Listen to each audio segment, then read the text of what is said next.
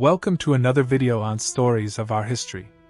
Picture a world where the map of Europe was still being drawn in blood and salt spray, where the North Atlantic was an abyss of mystery, and where a single man's desperate gamble could carve a new nation from ice and magma. That man was Ingólfur Arnarson, a Norwegian chieftain born into a chaotic era when the old ways of clan autonomy were being crushed under the boot of an ambitious king.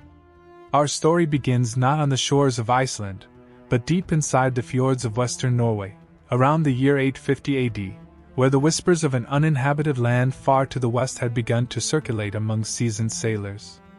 The sea was both highway and grave, and the longship, with its shallow draft and flexible clinker-built hull, was the ultimate tool of exploration. At this very moment, the Viking Age was shifting from seasonal raiding to permanent conquest. King Harald Fairhair, a figure of ruthless determination, was systematically eroding the independence of petty kings and jarls who had ruled their districts for generations. For a man like Ingólfur, whose lineage was tied to the ancient rights of land ownership and personal honor, submission meant spiritual death. So, following a fatal blood feud that cost him his ancestral lands and made him a marked man, he looked to the horizon. He had heard the tales of a Norseman named Naded, who years earlier had been blown off course from the Faroe Islands and stumbled upon a vast, uninhabited coastline of black sands and soaring mountains. Naded, they said, had climbed a peak, seen no smoke from any hearth, and named the place Snæland, Snowland. Later, the Swedish-born Geysers would circumnavigate the entire island, confirming it was indeed a massive territory, and he would winter there, building the first known house on its eastern shore. These accounts were not just stories, they were beacons of possibility. Ingólfur, with his blood brother Hjörleifr Hjartarson, decided to sell their remaining properties, load a pair of sturdy nars with tools, grain, livestock, and a handful of trusted followers, and set sail for a land that existed almost in myth. What they carried was more than physical cargo. They brought the entire concept of Norse legal and social order packed into their sea chests, ready to be implanted in virgin soil. The year was approximately 870 AD, though the Sagas placed the event around 874, when these two ships turned their bows westward from the coast of Sunnmøre, leaving behind the only world they had ever known. The journey itself was a trial by ocean. The North Atlantic in an open ship was a constant assault of freezing spray, towering swells, and the sheer monotony of endless gray water. They navigated using a sophisticated understanding of seabird flight paths, the color and temperature of the water, and a sunstone, a feldspar crystal that revealed the sun's position even through dense cloud cover, a technology only recently understood by modern science. Every wave threatened to swamp their livestock huddled amidships. Every day tested the patience of men who knew that one miscalculation would mean a solitary death in a cold sea. But finally, after days of relentless sailing, the lookout sighted something breathtaking, a coastline dominated not just by mountains, but by mountains that breathed fire. In the distance, plumes of steam and ash rose from volcanic vents, and immense glaciers, such as the mighty Vatnajökull that would later be named, gleamed with an ethereal white fire under the low Arctic sun. It was a landscape so alien that the Norsemen, accustomed to the dark, forested slopes of Norway, must have felt they had sailed straight into Niflheim, the realm of primordial ice and mist from their own cosmology. Ingólfur, according to the Landnámabók, the medieval book of settlements compiled in the 12th century by Ari Orgilsson, did not simply rush ashore. He performed a sacred act of divination that would define the pattern of settlement for centuries. He took his unvigisular, the ornate high seat pillars carved with the images of the gods that flanked his chieftain's seat back in Norway, and hurled them overboard into the churning sea, vowing to build his permanent farmstead wherever the currents and the will of the gods brought them to land. This act was not superstition.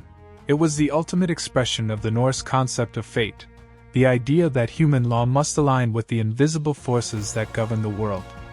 He then made a temporary landing on the southeastern coast, at a place he would later know as Ingolfsfjall, a stark promontory of basalt cliffs and pounding surf, where he and his men spent a harsh winter, learning the rhythms of a land that seemed to have no mercy. The discovery was not a single moment of aha, but a slow, dangerous process of probing the coast, identifying safe harbors, and surviving the first encounters with volcanic eruptions and sudden glacier bursts that could sweep entire camps away in minutes. This first chapter sets the stage for a saga unlike any other, a land discovered not by an empire, but by a man and a handful of outlaws, who would go on to forge the most unique republic of the medieval world. Their footsteps, quiet as falling ash on a lava field, would echo through 1,000 years of literature, law, and human endurance. So let us now step deeper into the political storm that drove them, the Norway of Harald Fairhair, and understand exactly what it was that Ingólfur and his fellow settlers were running from, because the fierce independence of Iceland was born directly from the fierce tyranny of a king who swore to rule all Norsemen under a single crown. To fully grasp the magnitude of what happened on that windswept bay that would become Reykjavík, we must first understand the turmoil that had overtaken Scandinavia in the mid-9th century, a convulsion that sent countless exiles scrambling across the Whale Road. Norway before Harald Fairhair was not a unified kingdom but a patchwork of over 30 small fylki, or tribal districts, each governed by a jarl, a kinglet, or an assembly of free farmers who traced their lineage back to divine ancestors. These communities were fiercely egalitarian in their own warrior way, with property rights defended by ancient custom, verdicts decided by local thing assemblies, and a deep reverence for the reciprocal bond between a chieftain and his followers. The social contract was simple: a leader provided protection, feasting, and gifts of gold and silver rings. In return, the free men gave their loyalty, their swords, and their vote in the assembly. This world was shattered by Harald Halfdanson, a young king from the Vestfold region, who, according to the Sagas, began his conquest after a proud Gyda of Hordaland refused his marriage proposal, mocking him for ruling only a petty kingdom.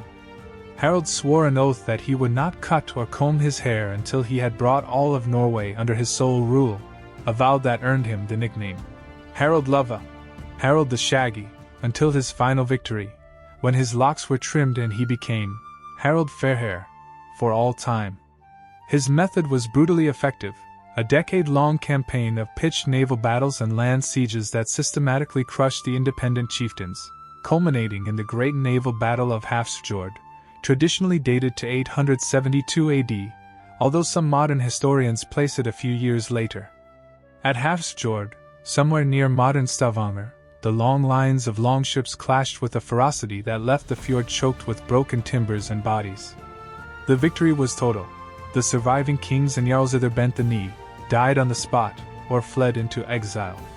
Those who fled included a wave of the proudest and most recalcitrant nobles in the land, men and women who refused to accept the new order of taxation, royal bailiffs, and the erosion of the old thing system. Harald's unified Norway was a revolutionary concept.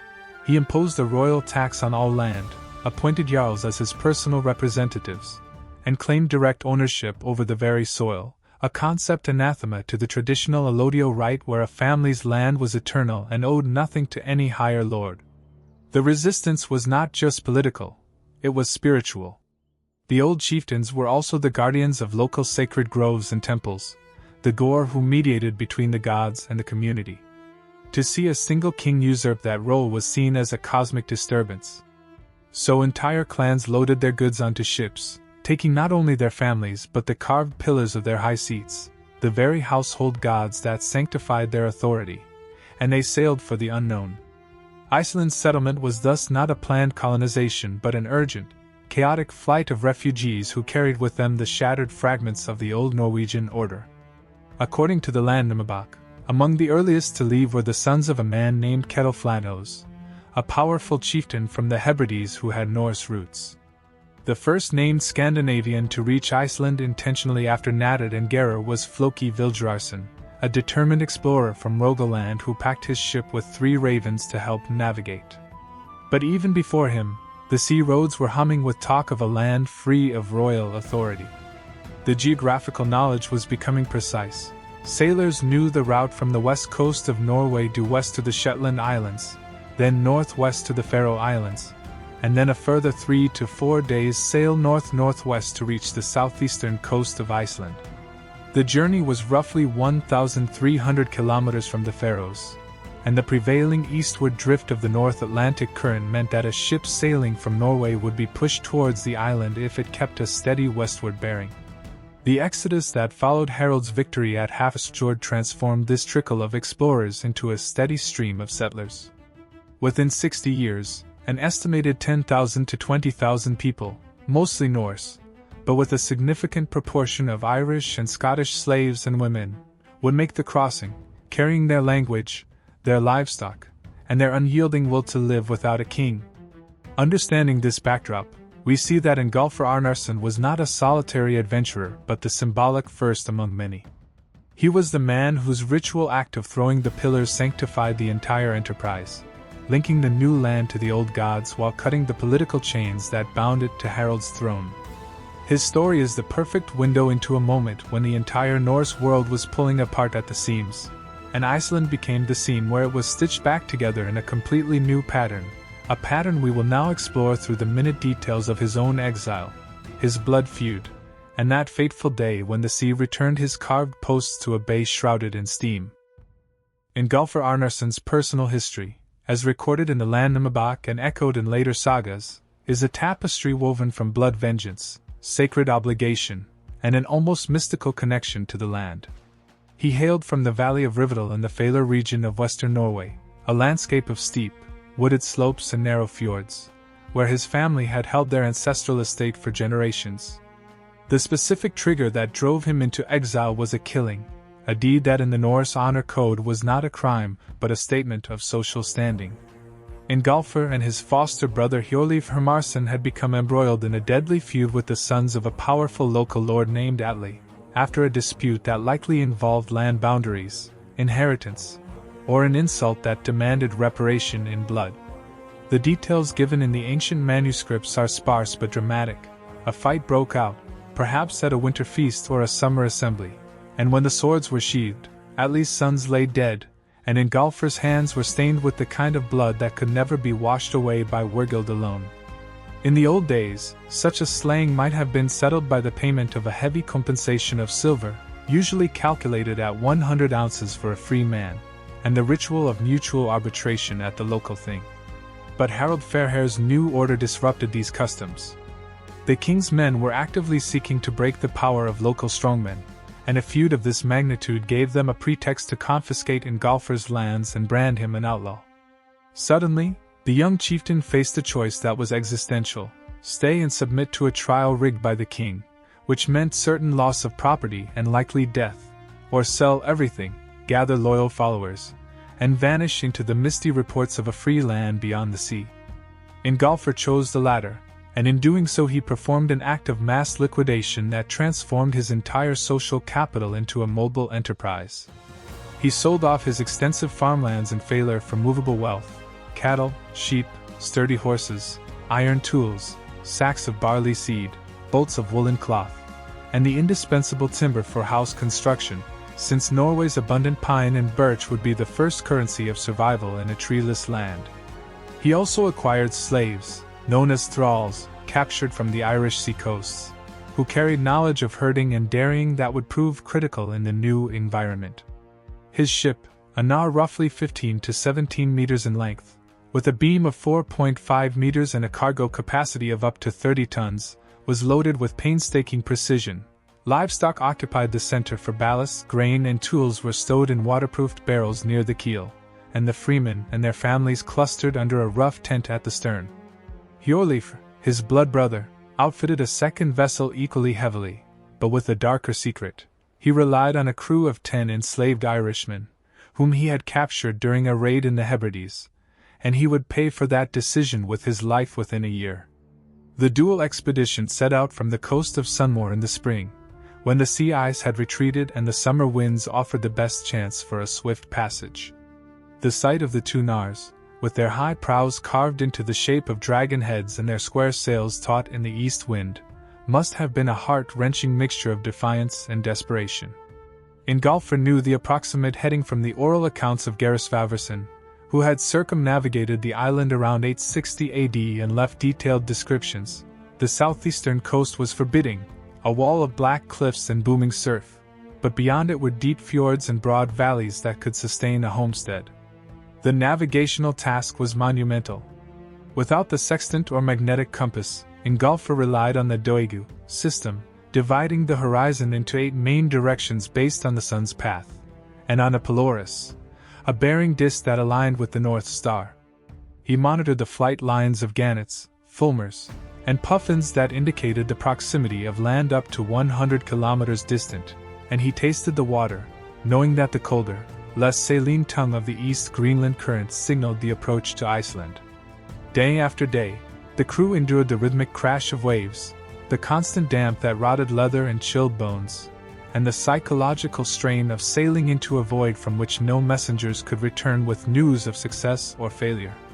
Then, as the saga describes in terse but powerful lines, they sighted land high, jagged peaks mantled in snow even in summer, columns of steam rising from the shoreline as if the earth itself were breathing, and a sky stained with the perpetual ash haze of distant eruptions.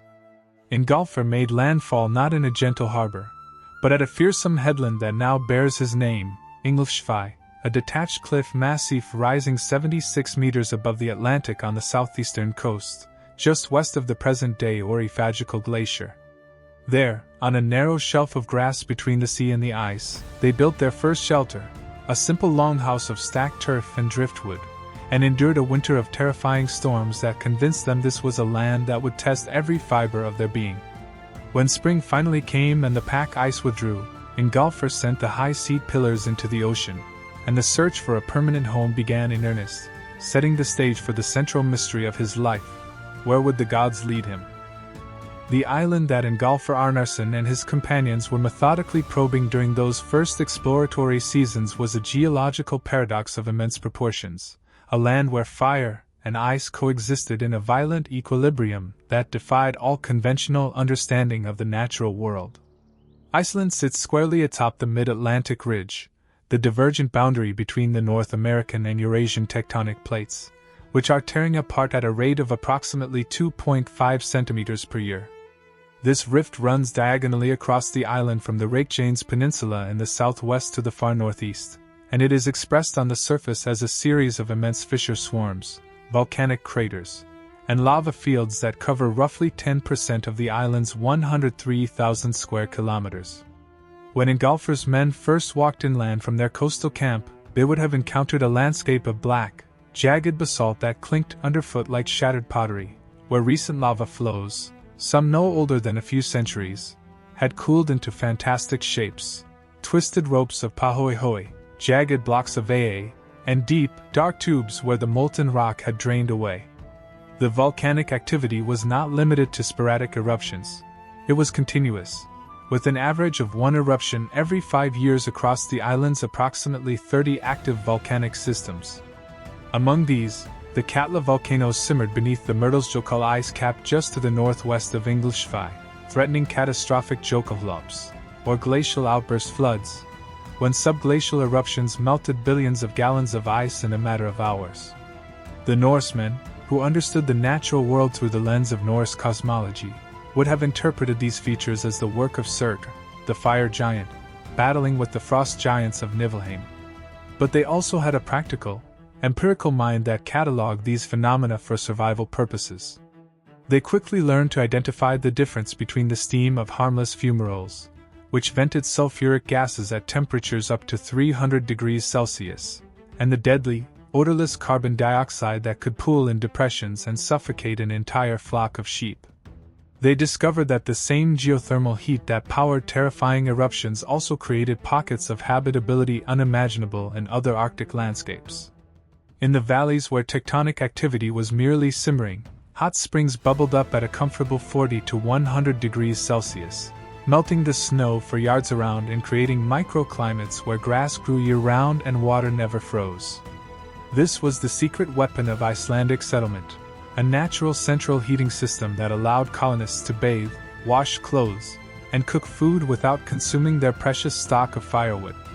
Ingólfur himself would eventually settle near one of the most extensive geothermal areas on the island, a low-lying coastal plain where dozens of hot springs and steam vents pierced the ground, giving the location its future name, Reykjavík, meaning Smoky Bay, in Old Norse. The wildlife they encountered was both a gift and a puzzle. The rivers teemed with Atlantic salmon and Arctic char, so thick that a man could spear them with a simple wooden fork. The coastal waters were black with breeding colonies of seabirds, puffins, razorbills, guillemots, and the great skua, and the settlers quickly learned to harvest their eggs and meat. Most crucially, they found no land mammals larger than the Arctic fox, a small, shy creature that posed no threat to humans or livestock. This absence of predators meant that the horses, cattle, sheep, and goats they unloaded from their ships would multiply explosively, grazing on the rich, volcanic fertilized grass without fear of wolves or bears. The sagas capture the wonder of this discovery in phrases that still resonate. There was no need to herd livestock at night, for there were no beasts of prey. The climate, too, was more forgiving than they had feared. During the medieval warm period, which peaked between 900 and 1100 AD, Iceland's average temperatures were about 1 degree Celsius higher than they are today, and the driftwood that arrived on the beaches from Siberian rivers provided an abundant supply of timber for construction and boat repair, supplementing the island's only native tree, the dwarf birch, which grew no taller than a man. Yet for all its bounty, the land was also a merciless deceiver. The growing season was perilously short, averaging only 120 frost-free days along the south coast. A single late frost could wipe out the hay crop that the cattle depended on for winter fodder, leading to mass starvation. Volcanic eruptions could spread a layer of toxic fluoride over the grass, poisoning livestock for hundreds of kilometers. Ingólfur and his followers were conducting a high-stakes experiment, probing a land that offered immense riches and sudden, arbitrary death in equal measure. Understanding this extraordinary physical setting is essential to understanding why the social structure they built would be so uniquely adapted to local conditions, a society without a central authority. Because the land itself was too harsh, too fragmented, and too unpredictable to support any kind of bureaucratic kingdom. The next stages of Ingólfur's journey would reveal exactly how he translated this geography into a permanent home, guided by his sacred pillars and the memory of his murdered friend. The death of Ingólfur Arnarson in the spring of that first year was a brutal reminder that even in a land without human enemies, the seeds of violence and betrayal traveled in the hearts of men.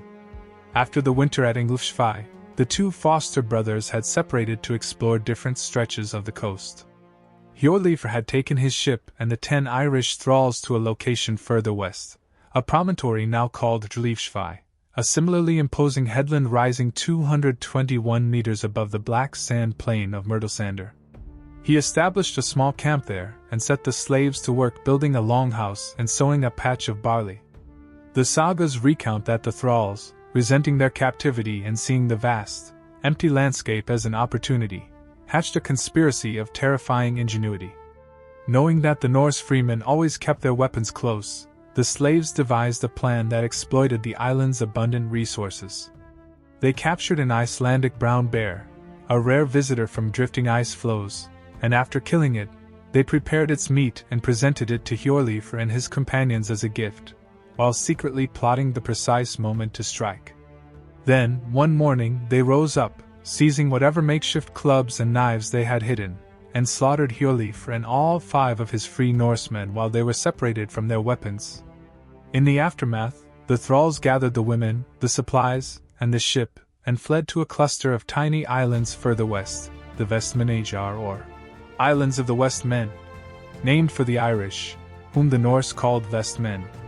When Ingólfur eventually sailed west to check on his foster brother, he was met by a scene of desolation, the half-built longhouse abandoned, the ground dark with dried blood, and the corpses of his friends stiffening in the spring thaw. The account in Landnámabók, chapter 6, captures his rage in a single, chilling sentence. Ingólfur saw the slaughter and said, "A sad fate for a good warrior, to die at the hands of slaves. But I see how it went, and the slaves have fled to the islands."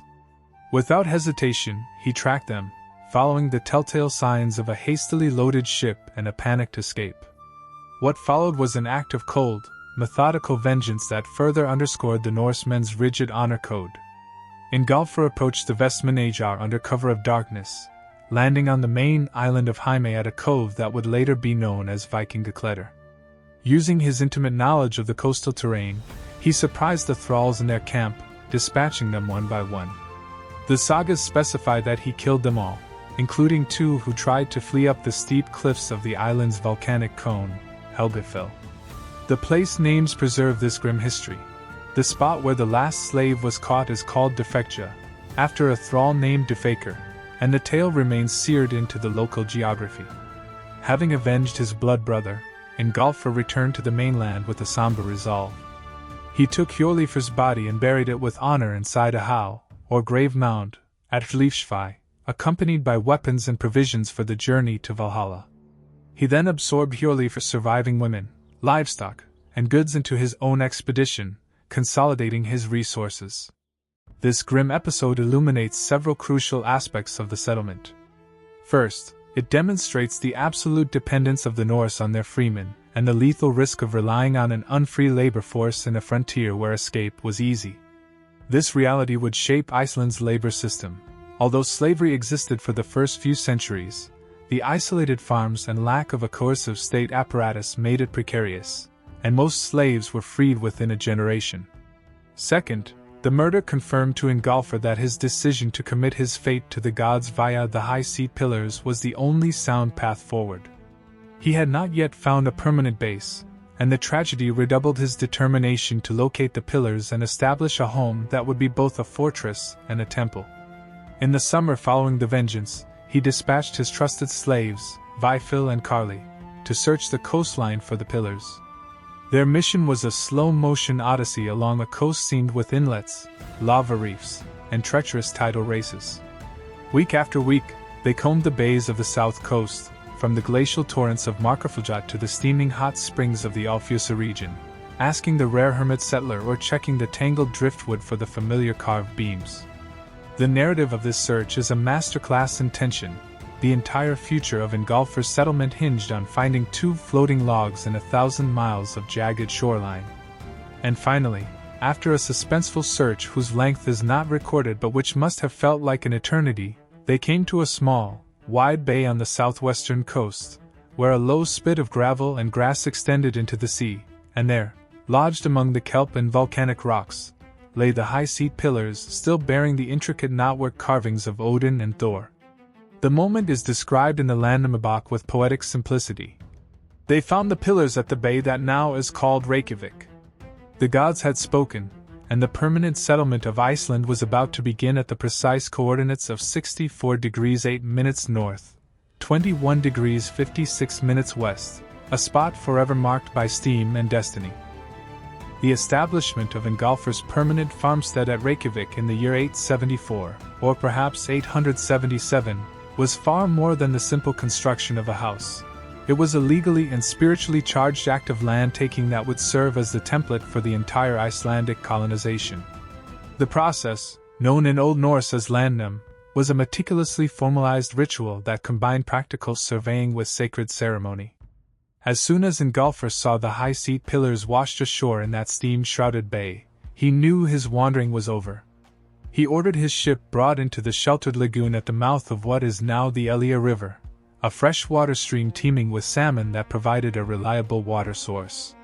The initial survey of the claim was performed through an ancient custom that involved carrying fire around the perimeter of the desired territory. Ingólfur and his men kindled a large bonfire and, taking burning brands from it, walked the boundaries of his intended domain, lighting a series of signal fires that visibly marked the extent of his land to any other potential settlers. This fire claim method was not merely symbolic.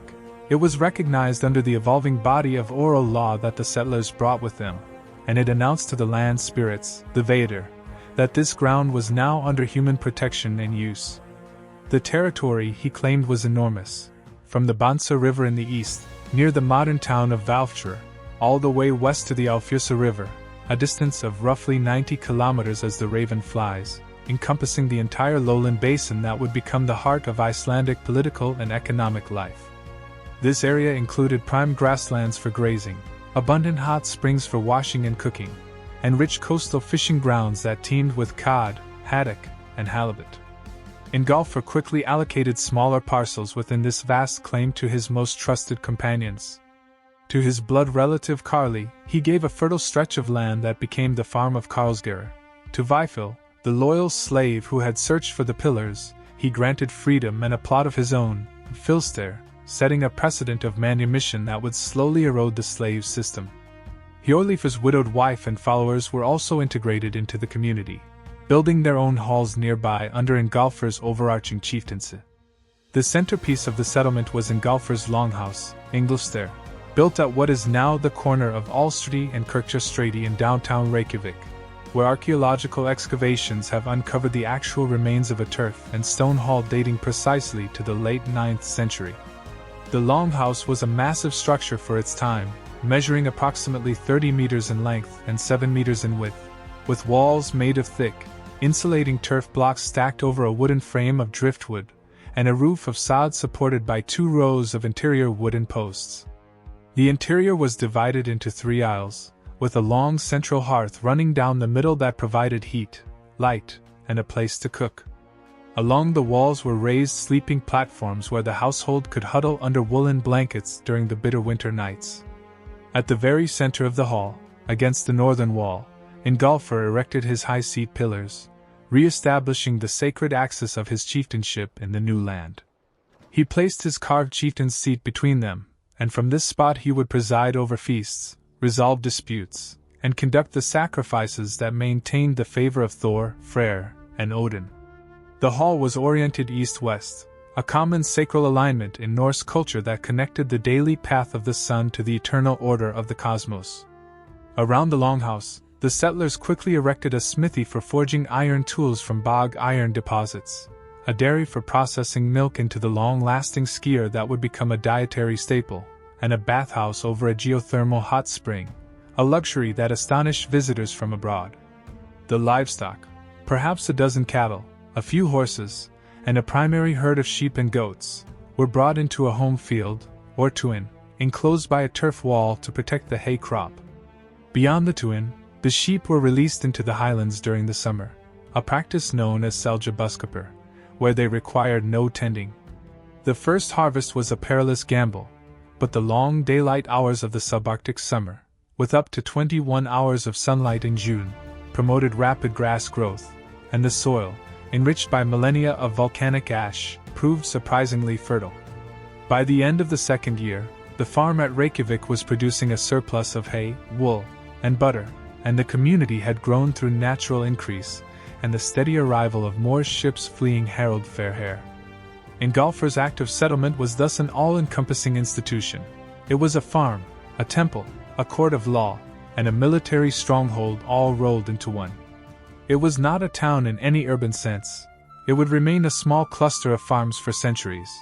But it was the ideological core from which the legal and cultural fabric of the entire island would be woven. As other chieftains arrived and duplicated this pattern in other fjords and valleys, the stage was set for the great experiment, a kingless society of equals, bound not by a monarch but by a common law and a shared memory of the pillars at the Bay of Smoke. The 60-year period from Ingólfur's initial landing to the establishment of the Althing in 930 AD, often called the Landnámsöld or Age of Settlement, was one of the most intense and rapid colonizations in human history, transforming a near-empty island into a fully functional society with a population of at least 60,000 souls.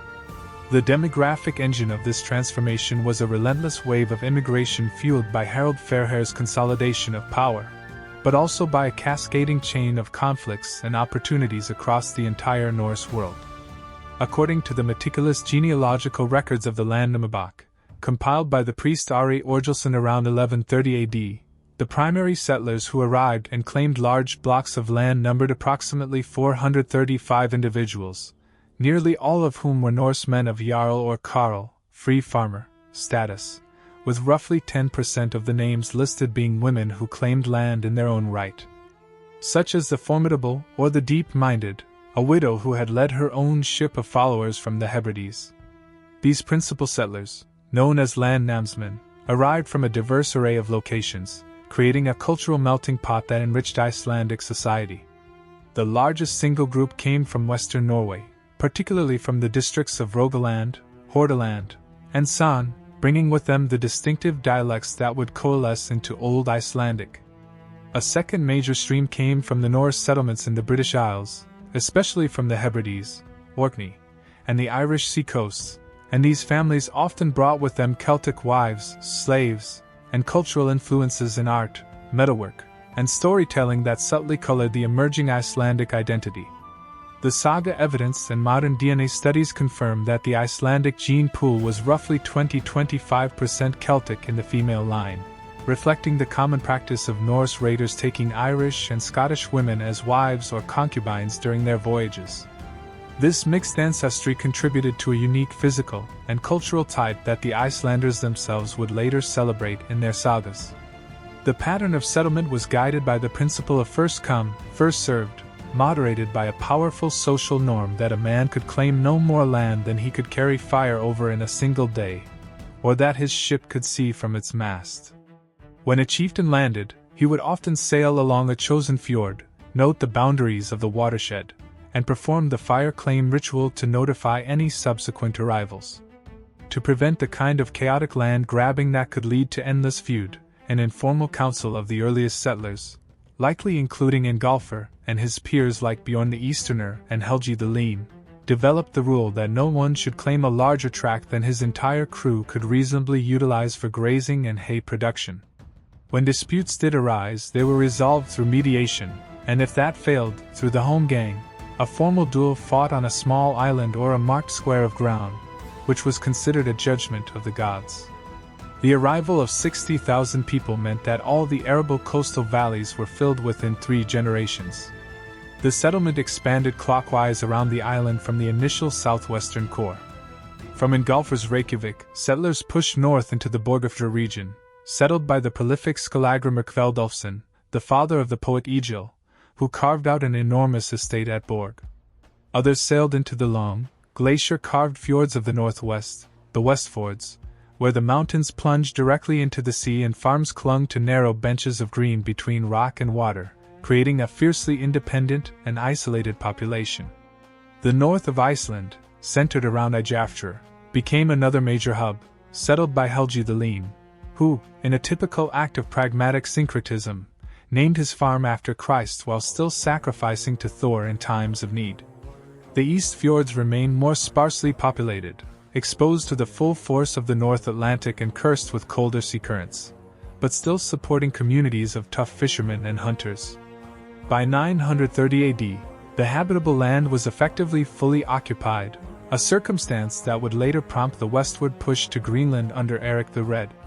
The rapid saturation of the land had profound social consequences. It eliminated the safety valve of internal migration and forced the Icelanders to develop increasingly sophisticated legal and political mechanisms to manage conflicts over grazing rights, driftwood, ship wreckage, and whale carcasses.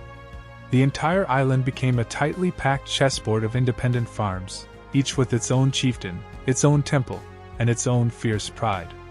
This was the landscape that cried out for a common assembly, and the very men who had fled from the tyranny of a king now faced the necessity of creating a collective government without a throne, a challenge we will examine next as we walk the grass-covered lava fields of Ingvellir where the Althing was born.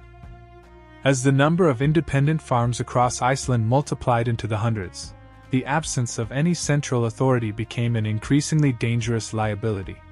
The settlers had escaped Harald Fairhair precisely because they hated the idea of a king with the power to tax, conscript, and arbitrarily judge, but a society of 60,000 armed, honor-obsessed individuals could easily dissolve into a perpetual war of all against all if there were no accepted mechanism to settle disputes.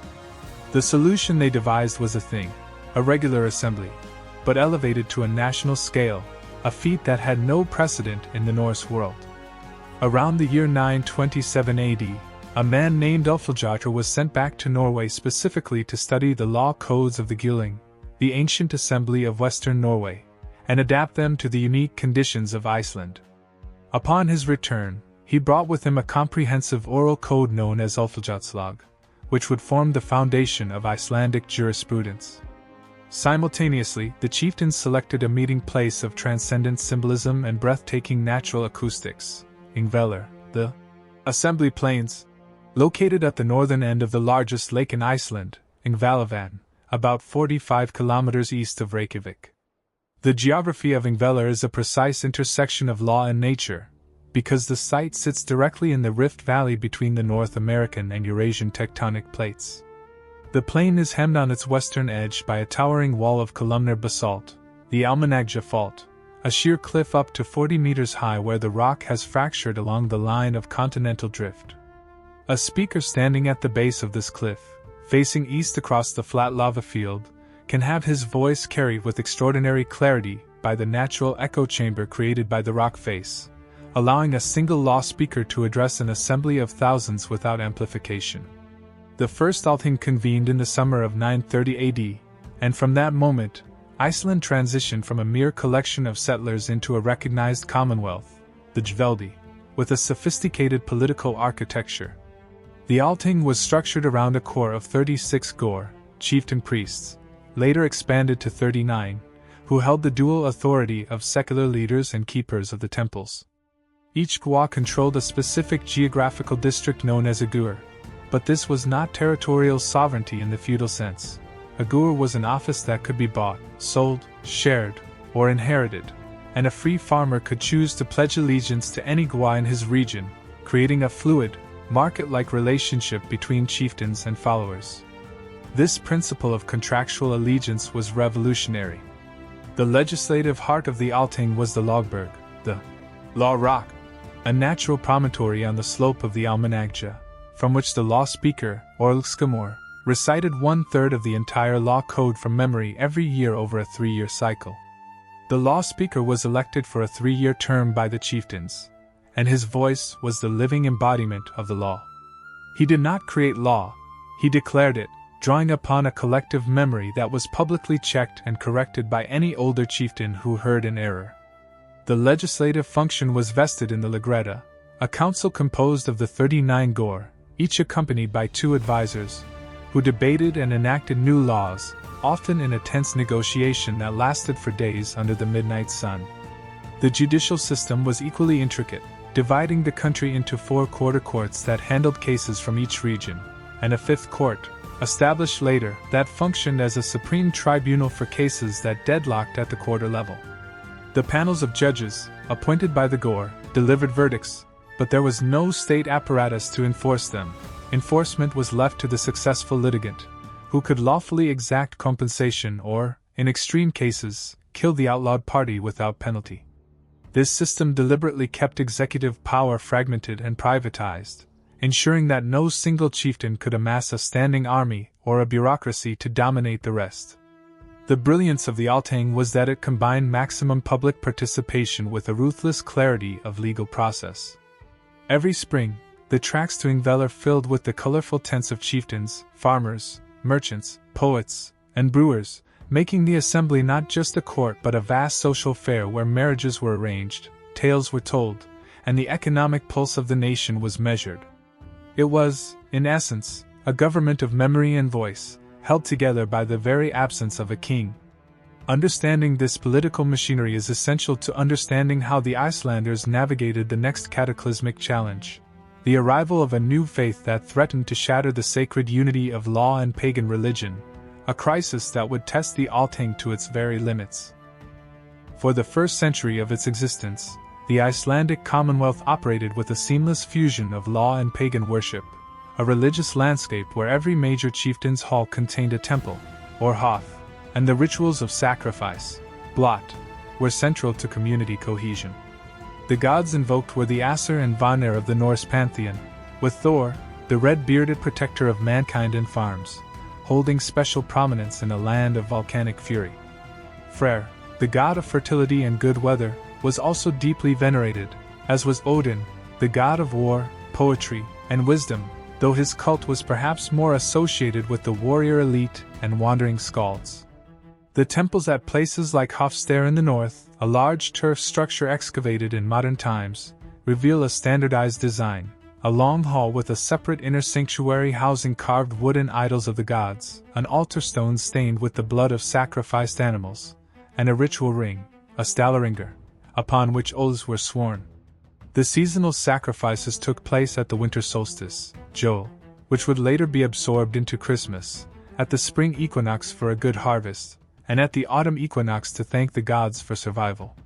The ritual was communal, Horses and cattle were slaughtered, their blood collected in bowls, the hlot, and splashed onto the worshippers and the temple walls with a sacrificial twig, while the meat was cooked and shared in a sacred feast. This religion was not a separate sphere of life but an integrated part of the legal and social order. The gwa was the bridge between the two realms, and the high seat pillars in every hall were a direct lineage back to Ingólfur's first act of piety. Into this deeply entrenched system, Christianity arrived not through a sudden missionary invasion, but as a slow seep of ideas, personal conversions, and intense political pressure from the Norwegian crown. As early as the late 10th century, Icelandic travelers and traders encountered the cross in the British Isles and on the continent, and some, like the powerful chieftain Orvaldur Kodransson, returned with missionary bishops, attempting to preach with mixed success and often facing the mockery of pagan poets. The situation reached a critical point around the year 999 AD, under the reign of the Norwegian king Olaf Tryggvason, a zealous Christian convert who had been baptized in the Scilly Isles and who saw the Christianization of all Norse lands as his divine mission. Olaf had already imposed Christianity on Norway by force, smashing temples and executing resistors, and he turned his attention to Iceland, where he held significant leverage. He began detaining Icelandic sailors, traders, and chieftains' sons who were in Norway, holding them as hostages and threatening to kill or maim them unless Iceland submitted to baptism. This external pressure lit a fuse that ran straight to the heart of the Althing. By the summer of 999 or 1000 AD, depending on the calendar reckoning, the Icelandic Commonwealth was teetering on the brink of a religious civil war.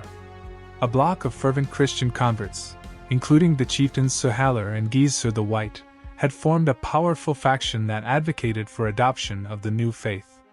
They were opposed by a conservative pagan faction, supported by the majority of the Gore in the northern and eastern quarters, who saw the abandonment of the old gods as a betrayal of their ancestors and a sure path to famine and disaster.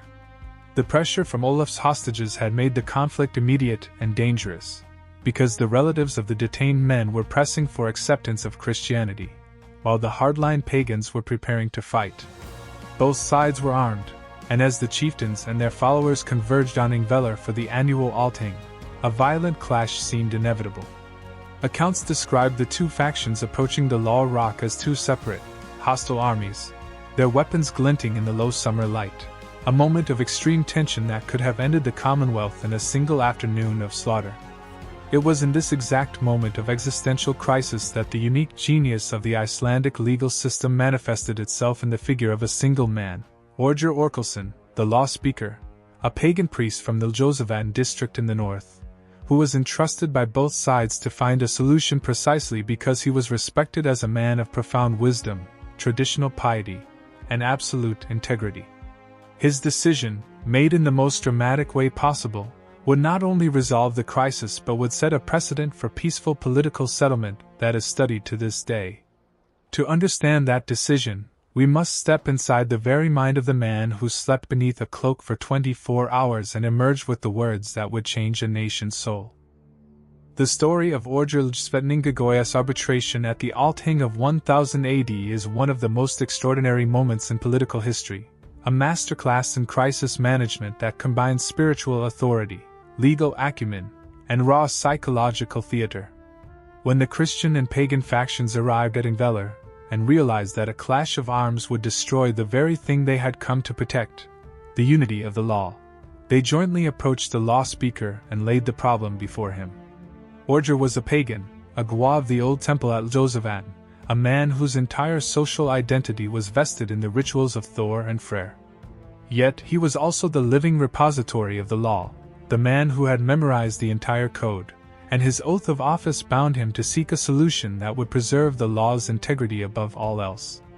According to the account preserved in Íslendingabók, written by Ari the Wise between 1122 and 1133, Orger made a decision that was as theatrical as it was profound. He retired from the noisy, fractious assembly to his tent, lay down on the ground, and instructed his attendants to cover him with a heavy woolen cloak. He then lay there in complete silence, in sensory deprivation, for a full day and a night, a 24-hour period during which no one was permitted to speak to him. The symbolism of this, Lying down of the law was immense. In Norse tradition, the act of drawing a cloak over oneself was associated with communication with the dead and the gods, a form of ritual incubation meant to access hidden wisdom. Orger was effectively placing himself in a liminal state between worlds, consulting not only his own mind but the ancestral voices of all the law speakers who had stood at the logberg before him. When he finally rose the next day, the entire assembly gathered at the law rock in hushed silence. He signaled for the crowd to assemble, and he walked to the very edge of the cliff, his voice carrying out across the plain. His speech, as reconstructed from Ari's text, was a masterpiece of pragmatic logic. He began by stating a fundamental truth. If we divide the law, we will also divide the peace. He argued that the core problem was not which god was more real, but whether the Icelanders could continue to live under a single system of law. He recounted the history of the settlement, reminding them that their ancestors had fled the tyranny of kings precisely to forge a society governed by law, not by the arbitrary will of a ruler. He warned that if they now split into two law codes, one Christian and one pagan, the result would be exactly the kind of fractured, warring state from which they had escaped. Then he announced his compromise. He declared that Iceland should adopt Christianity as its official, public religion. The entire community would be baptized, churches would be built, and the sacred days observed. However, and this was the critical caveat, he appended a set of deliberate exemptions that would protect the old ways in private. The exposure of unwanted infants, a widespread pagan custom, was to continue temporarily as a concession to tradition. The eating of horseflesh, which was central to pagan sacrifice and taboo to Christians, was permitted in private. And most importantly, people could continue to make sacrifices to the old gods in their own homes, as long as it was done secretly, and without witnesses. This was not a theological conversion, it was a political settlement. Orger was buying peace by grafting the new religion onto the old stem, allowing the roots of paganism to remain undisturbed while the visible branches of society took on a Christian form. The brilliance of his solution lay in its ambiguity. The Christian faction got the public triumph they needed to satisfy King Olaf and release the hostages. The pagan faction retained the essential core of their practices and avoided the humiliation of forced conversion. The compromise held because it was universally recognized as a law, spoken from the law rock by the man who embodied the law. Immediately after his pronouncement, the chieftains descended to the cold waters of Lake Ingvalavatten and were baptized one by one. Some grumbled, but none reached for their swords. The decision effectively transferred the role of temple priest from the Goa to a new class of ordained Christian priests. But the Goa retained their secular chieftaincy, and many simply built a church alongside their hall, placing the new god next to the old high seat pillars in a striking physical hybrid. Orger himself, according to tradition, returned to his farm at Ljósavatten and, in a final act of symbolic closure, took all the carved idols from his temple and cast them into the waterfall that now bears his name, Gofoss. The waterfall of the gods. That cascade, plunging 12 meters over a wide crescent of black basalt in the Skjálfandafjord River, still carries the weight of that moment. The conversion of Iceland was thus achieved without a drop of blood, a stark contrast to the forced conversions in Norway and Sweden. It preserved the Althing, preserved the law, and allowed Icelandic literature, including the very sagas that immortalized these events, to flower in a climate of peace. The ramifications of Orger's lie-down would ripple through every aspect of Icelandic life, from the writing of the sagas to the eventual collapse of the Commonwealth under the weight of its own chieftains' ambitions centuries later. With the religious crisis resolved, the 11th century became the golden age of the Icelandic Commonwealth, a period of relative stability that allowed a remarkable written culture to take root, preserving the very stories we rely on today. The marriage of the Latin alphabet, introduced by the Church, with the Old Norse language produced a literary explosion that has few parallels in medieval Europe. The Icelanders not only wrote down their own laws, genealogies, and poetry but also composed the vast body of work known as the Sagas, Íslendingasögur, the Sagas of Icelanders, which remains some of the most psychologically complex and historically valuable prose ever written. The person most responsible for this leap from an oral to a written culture was Ari Orgilsson, known as Ari the Wise, who was born in 1067 and died in 1148. Ari was a direct descendant of the great chieftain families, and he grew up hearing the oral traditions of the settlement and the Althing from elderly witnesses whose memories stretched back to the early 10th century. He was educated at the school of Hakadalur, under the tutelage of Bishop Eilifur, and he became a priest and a historian of staggering precision. His two main works, the Íslendingabók, a concise but incredibly detailed history of Iceland from its settlement to his own time, and the Landnámabók, a genealogical listing of the original settlers and their land claims, were compiled with a modern-like reliance on named oral sources and a critical eye. In the prologue to Íslendingabók, Ari famously lists his informants, Tater, the son of Bishop Eilifur, Urr, the wise woman, and several others, establishing a chain of custody for historical memory that stretched directly back to the settlers. This literary movement was fueled by the parchment made from calfskin, vellum, upon which the scribes could write with quill and ink. The economy of Iceland, based on sheep farming, produced an abundance of hides, and the long, dark winters provided the leisure time for copying and composition. The sagas themselves, such as Egil's Saga, Njál's Saga, and the Saga of the people of Laxardalr, are not dry chronicles.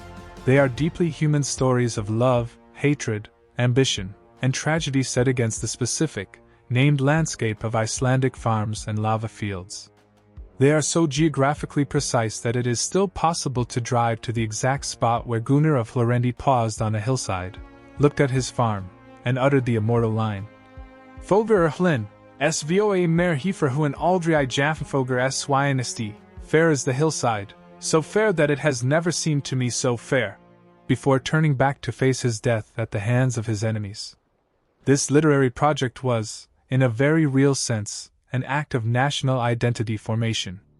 By writing down the sagas, the Icelanders were creating a shared memory of a heroic age, a time of great men and women who lived with a fierce independence that justified their own society's continued existence. The monasteries that produced these manuscripts, such as the Benedictine Abbey at Ingirar, became centers of intellectual activity, where monks not only copied religious texts but also compiled the histories of Norwegian kings, the King's Sagas, for which the Norwegian court paid handsomely. The Icelandic fascination with their own history also reflected a deep-seated anxiety about their place in the world. As the Commonwealth matured, the internal balance of power was shifting. Wealth became concentrated in the hands of a few powerful families who accumulated multiple guers, and the complex system of legal enforcement began to break down in the face of armed chieftains who could ignore the court rulings with impunity. The very sagas that celebrated the Golden Age also documented its decay, chronicling the feud cycles that grew longer, bloodier, and more destructive. The literary legacy, therefore, is a double-edged sword. It is our primary source for the settlement and the Althing, but it is also a record of a society that was gradually losing its ability to govern itself peacefully. The detailed genealogies in the Landnámabók, tracing every settler to their ancestors in Norway, were not just antiquarian curiosities. They were legal documents that established property rights and political legitimacy. As we continue our journey through the physical and economic realities of daily life on these saga farms, we will see how the Icelanders wrestled a living from their volcanic soil, building a unique material culture that matched the uniqueness of their political institutions.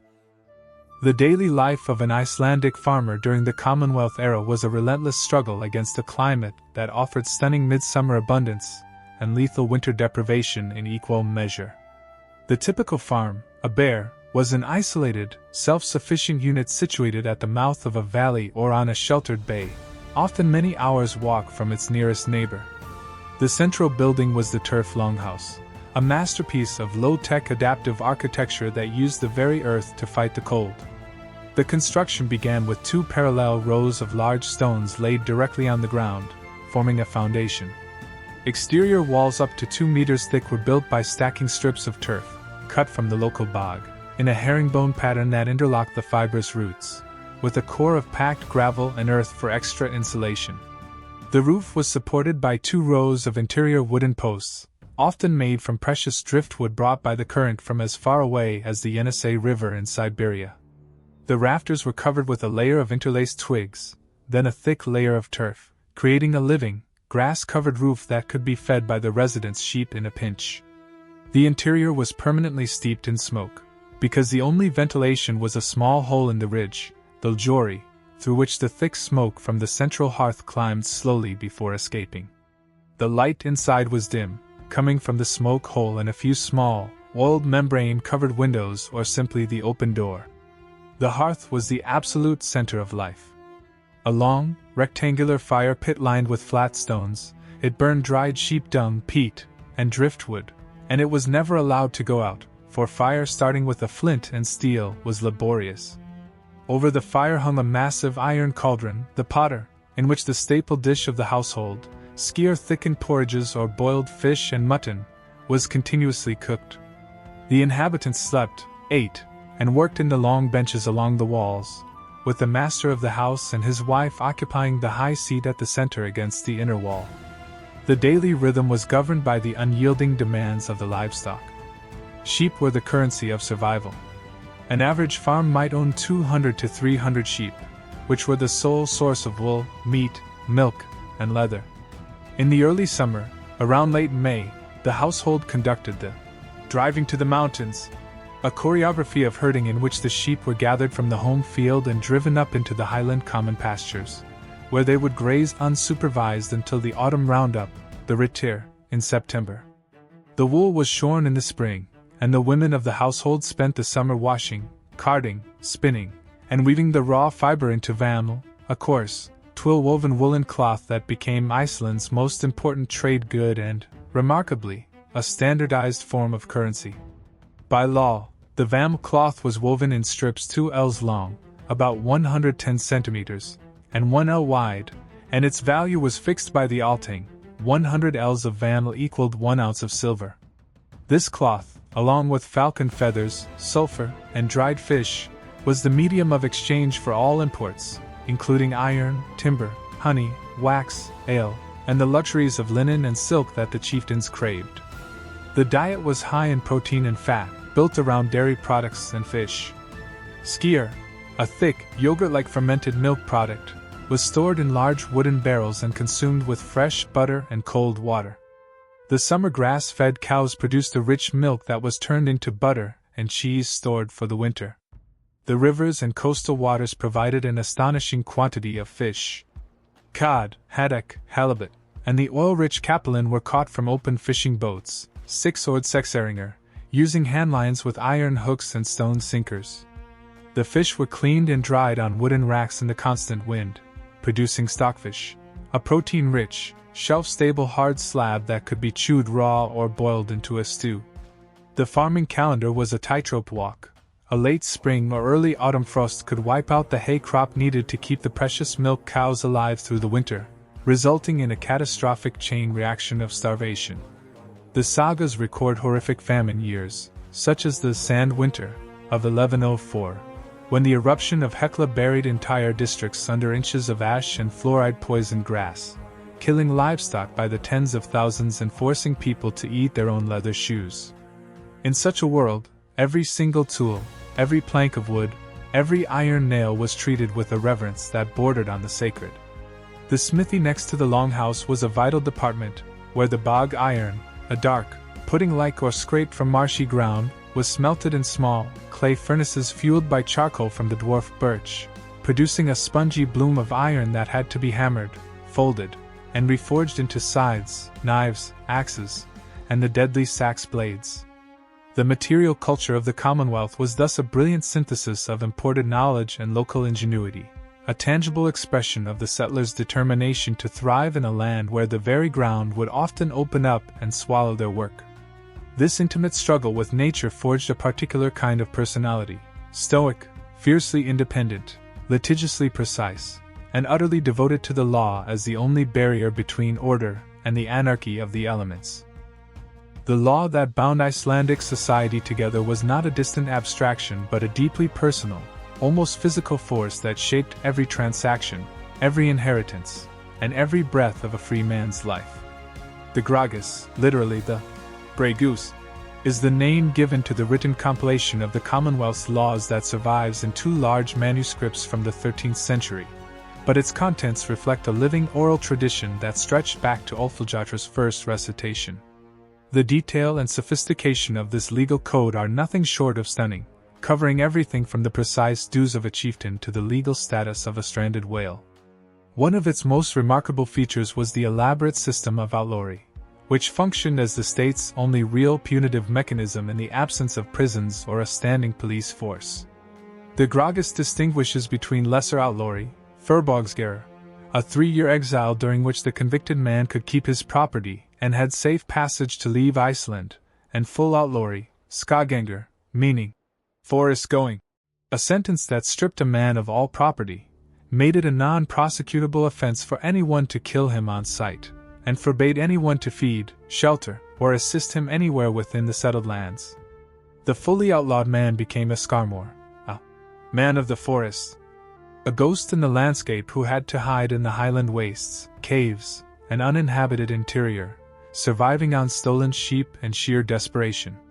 The sagas are filled with the tragic, suspenseful tales of such outlaws, like Grettir Asmundarson, the strongest man in Iceland, who lived for 19 years in the wilderness, constantly hunted, before finally being killed by sorcery on the lonely island of Drangi. This system worked because the enforcement was privatized and universal. Every free man was expected to contribute to the pursuit of an outlaw, and the fear of being outlawed oneself was a powerful deterrent. Another fascinating window into the legal mindset is the intricate body of law concerning the ownership and salvage of driftwood, a critical resource on a treeless island. The Gragas specifies that all driftwood belongs to the owner of the land on which it strands, but with meticulous rules for defining the boundary of the shore and the types of wood.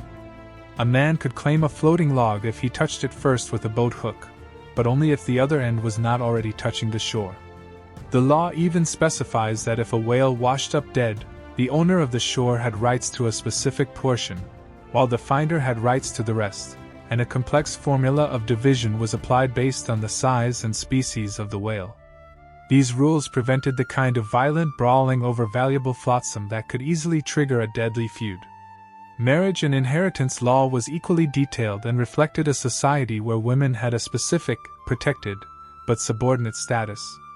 A woman could own property outright and pass it to her children, and if she was divorced due to her husband's fault, she could claim back her dowry. The legendary or the deep-minded, who claimed land in the Dalar region, exemplifies the power a determined widow could wield. The legal procedure for a lawsuit was a rigidly choreographed verbal duel. A plaintiff had to state his case at the law rock, using exact formulaic words, in the presence of the defendant and the appointed judges. A single misstatement, a wrong name or an incorrect legal phrase, could void the entire case, a rule that made the role of the legal expert, the lagmor, incredibly valuable. The entire society was thus a culture of extreme verbal precision, a trait that directly fed the literary genius of the sagas, which are themselves often structured like legal proceedings, with careful exposition, witness statements, and a final, often bloody, verdict. This legalistic worldview was the glue that held the kingless state together for over 300 years. But as we shall see, its very precision contained the seeds of its collapse when the system could no longer contain the centrifugal force of the mega-chieftains of the Sturlung Age. By the early 13th century, the delicate equilibrium of the Icelandic Commonwealth had begun to deteriorate into a chronic civil war known as the Sturlungaeld, the Age of the Sturlungs, a period of roughly 40 years from 1220 to 1264 that would fatally wound the kingless state and pave the way for the loss of independence. The root cause was the progressive concentration of power.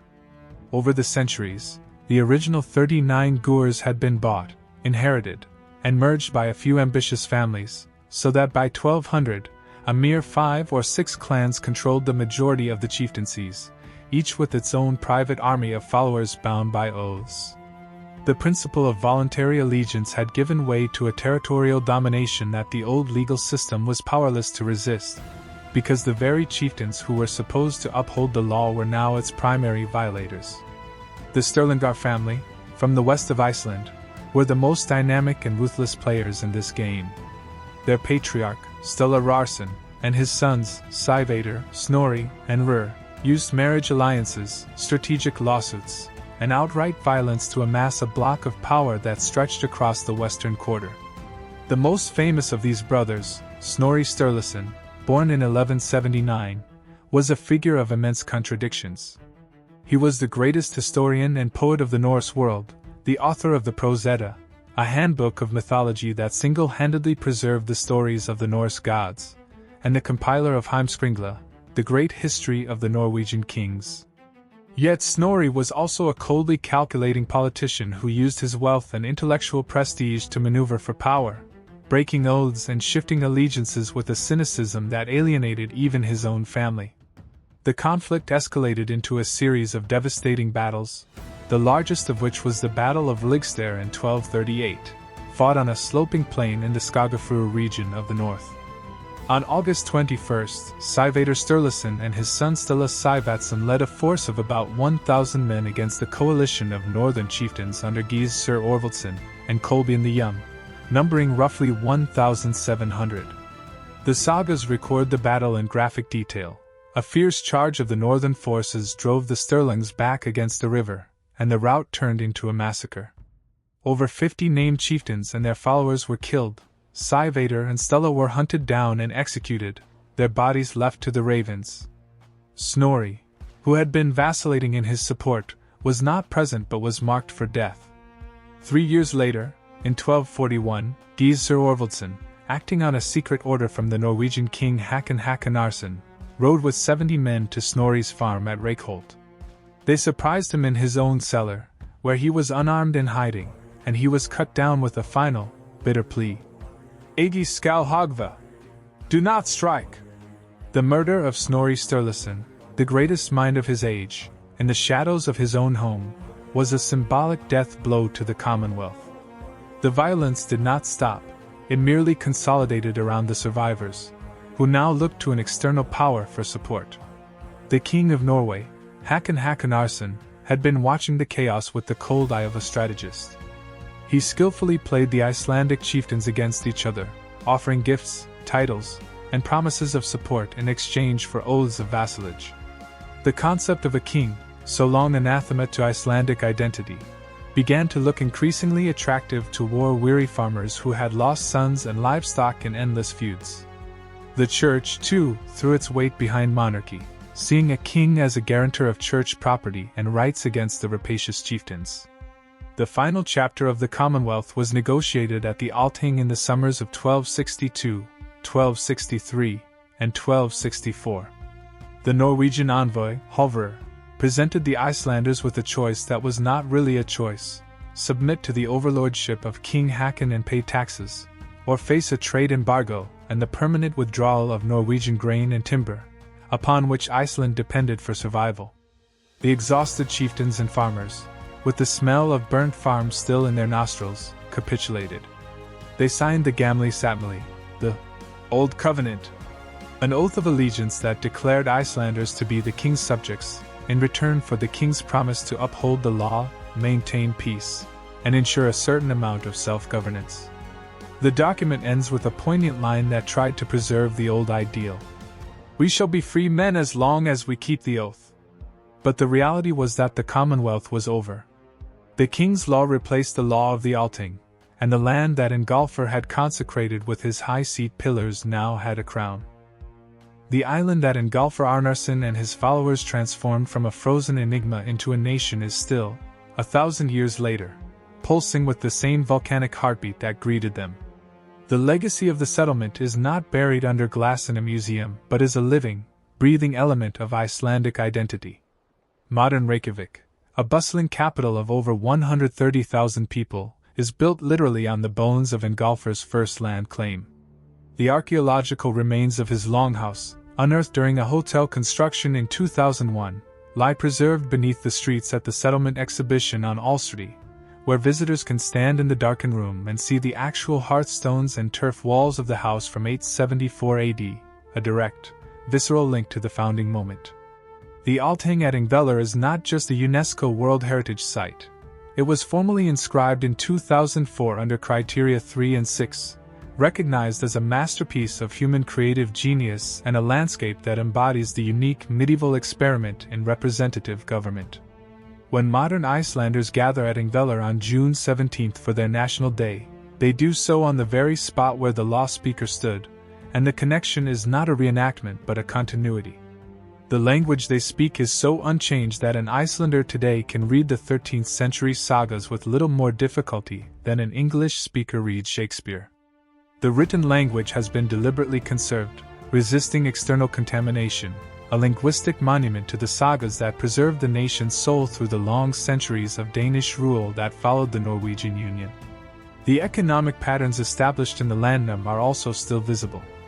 Iceland's prosperity is still built on the twin pillars of its natural resources: the geothermal energy that heats 90% of homes, essentially the same hot springs that named Reykjavík, and the fisheries that exploit the same cod and haddock stocks that sustained the first settlers. The modern Icelandic deep-sea fishing fleet is a direct technological descendant of the Sexeringer, and the debate over fishing quotas and national sovereignty echoes the same fierce independence that drove the early chieftains.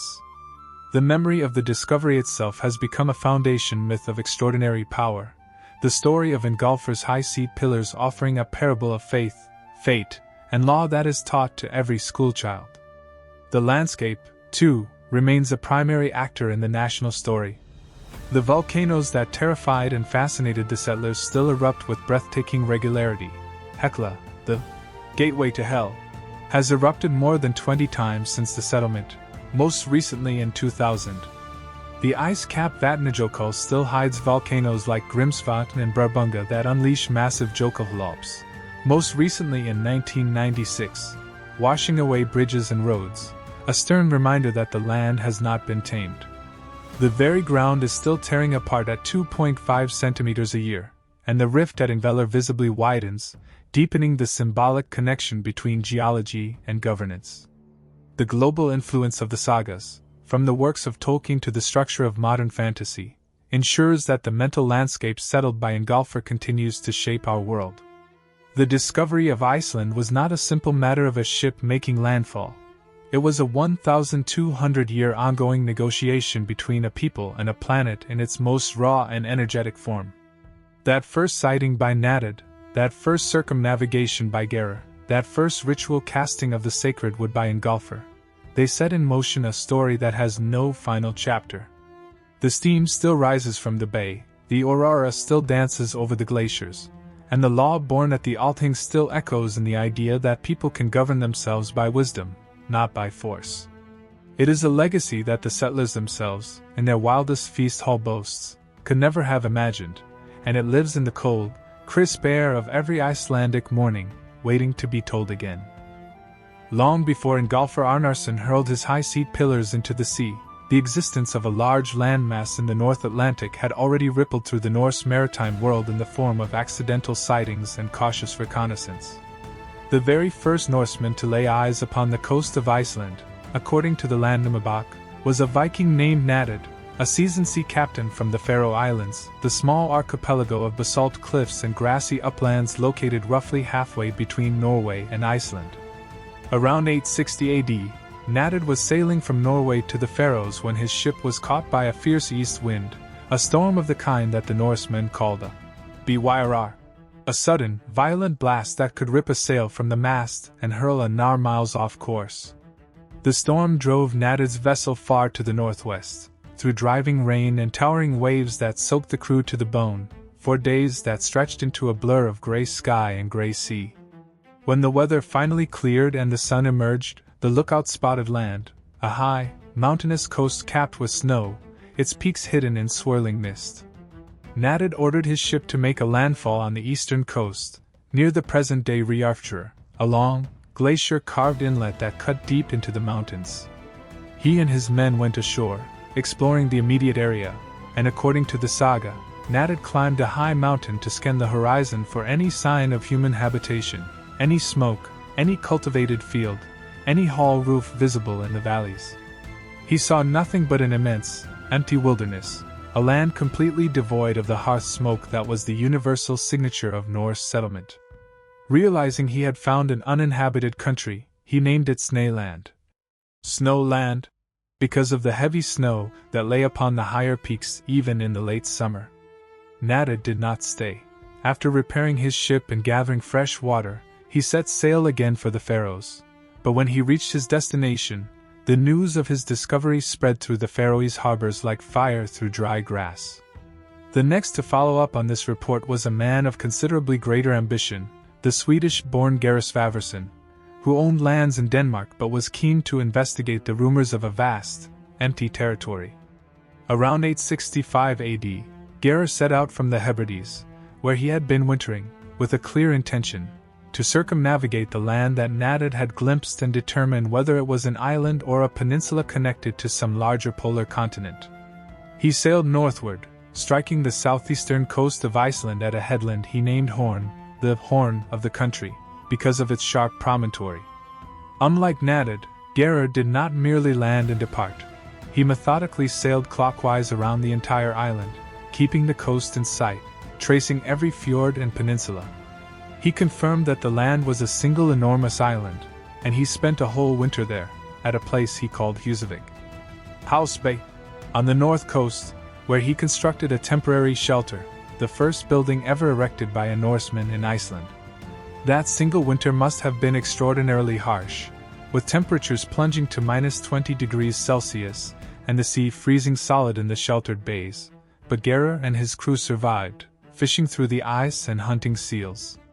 In the spring, he attempted to leave, but as he rounded the northwestern tip, the Vestfirðir, his ship's small boat broke loose from its tow and drifted ashore with a man named Notfari, a thrall, and 2 other slaves aboard.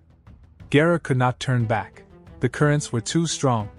He continued south along the west coast, rounded the Reykjavík peninsula, and finally returned to the Hebrides with a comprehensive report. The thrall Notfari and his companions, abandoned on the shore, became the very first permanent residents of Iceland, settling in a place still called Natfaravikr near Skjolfandi Bay, a small detail that emphasizes the crucial role of unfree labor and accidental circumstance in this story.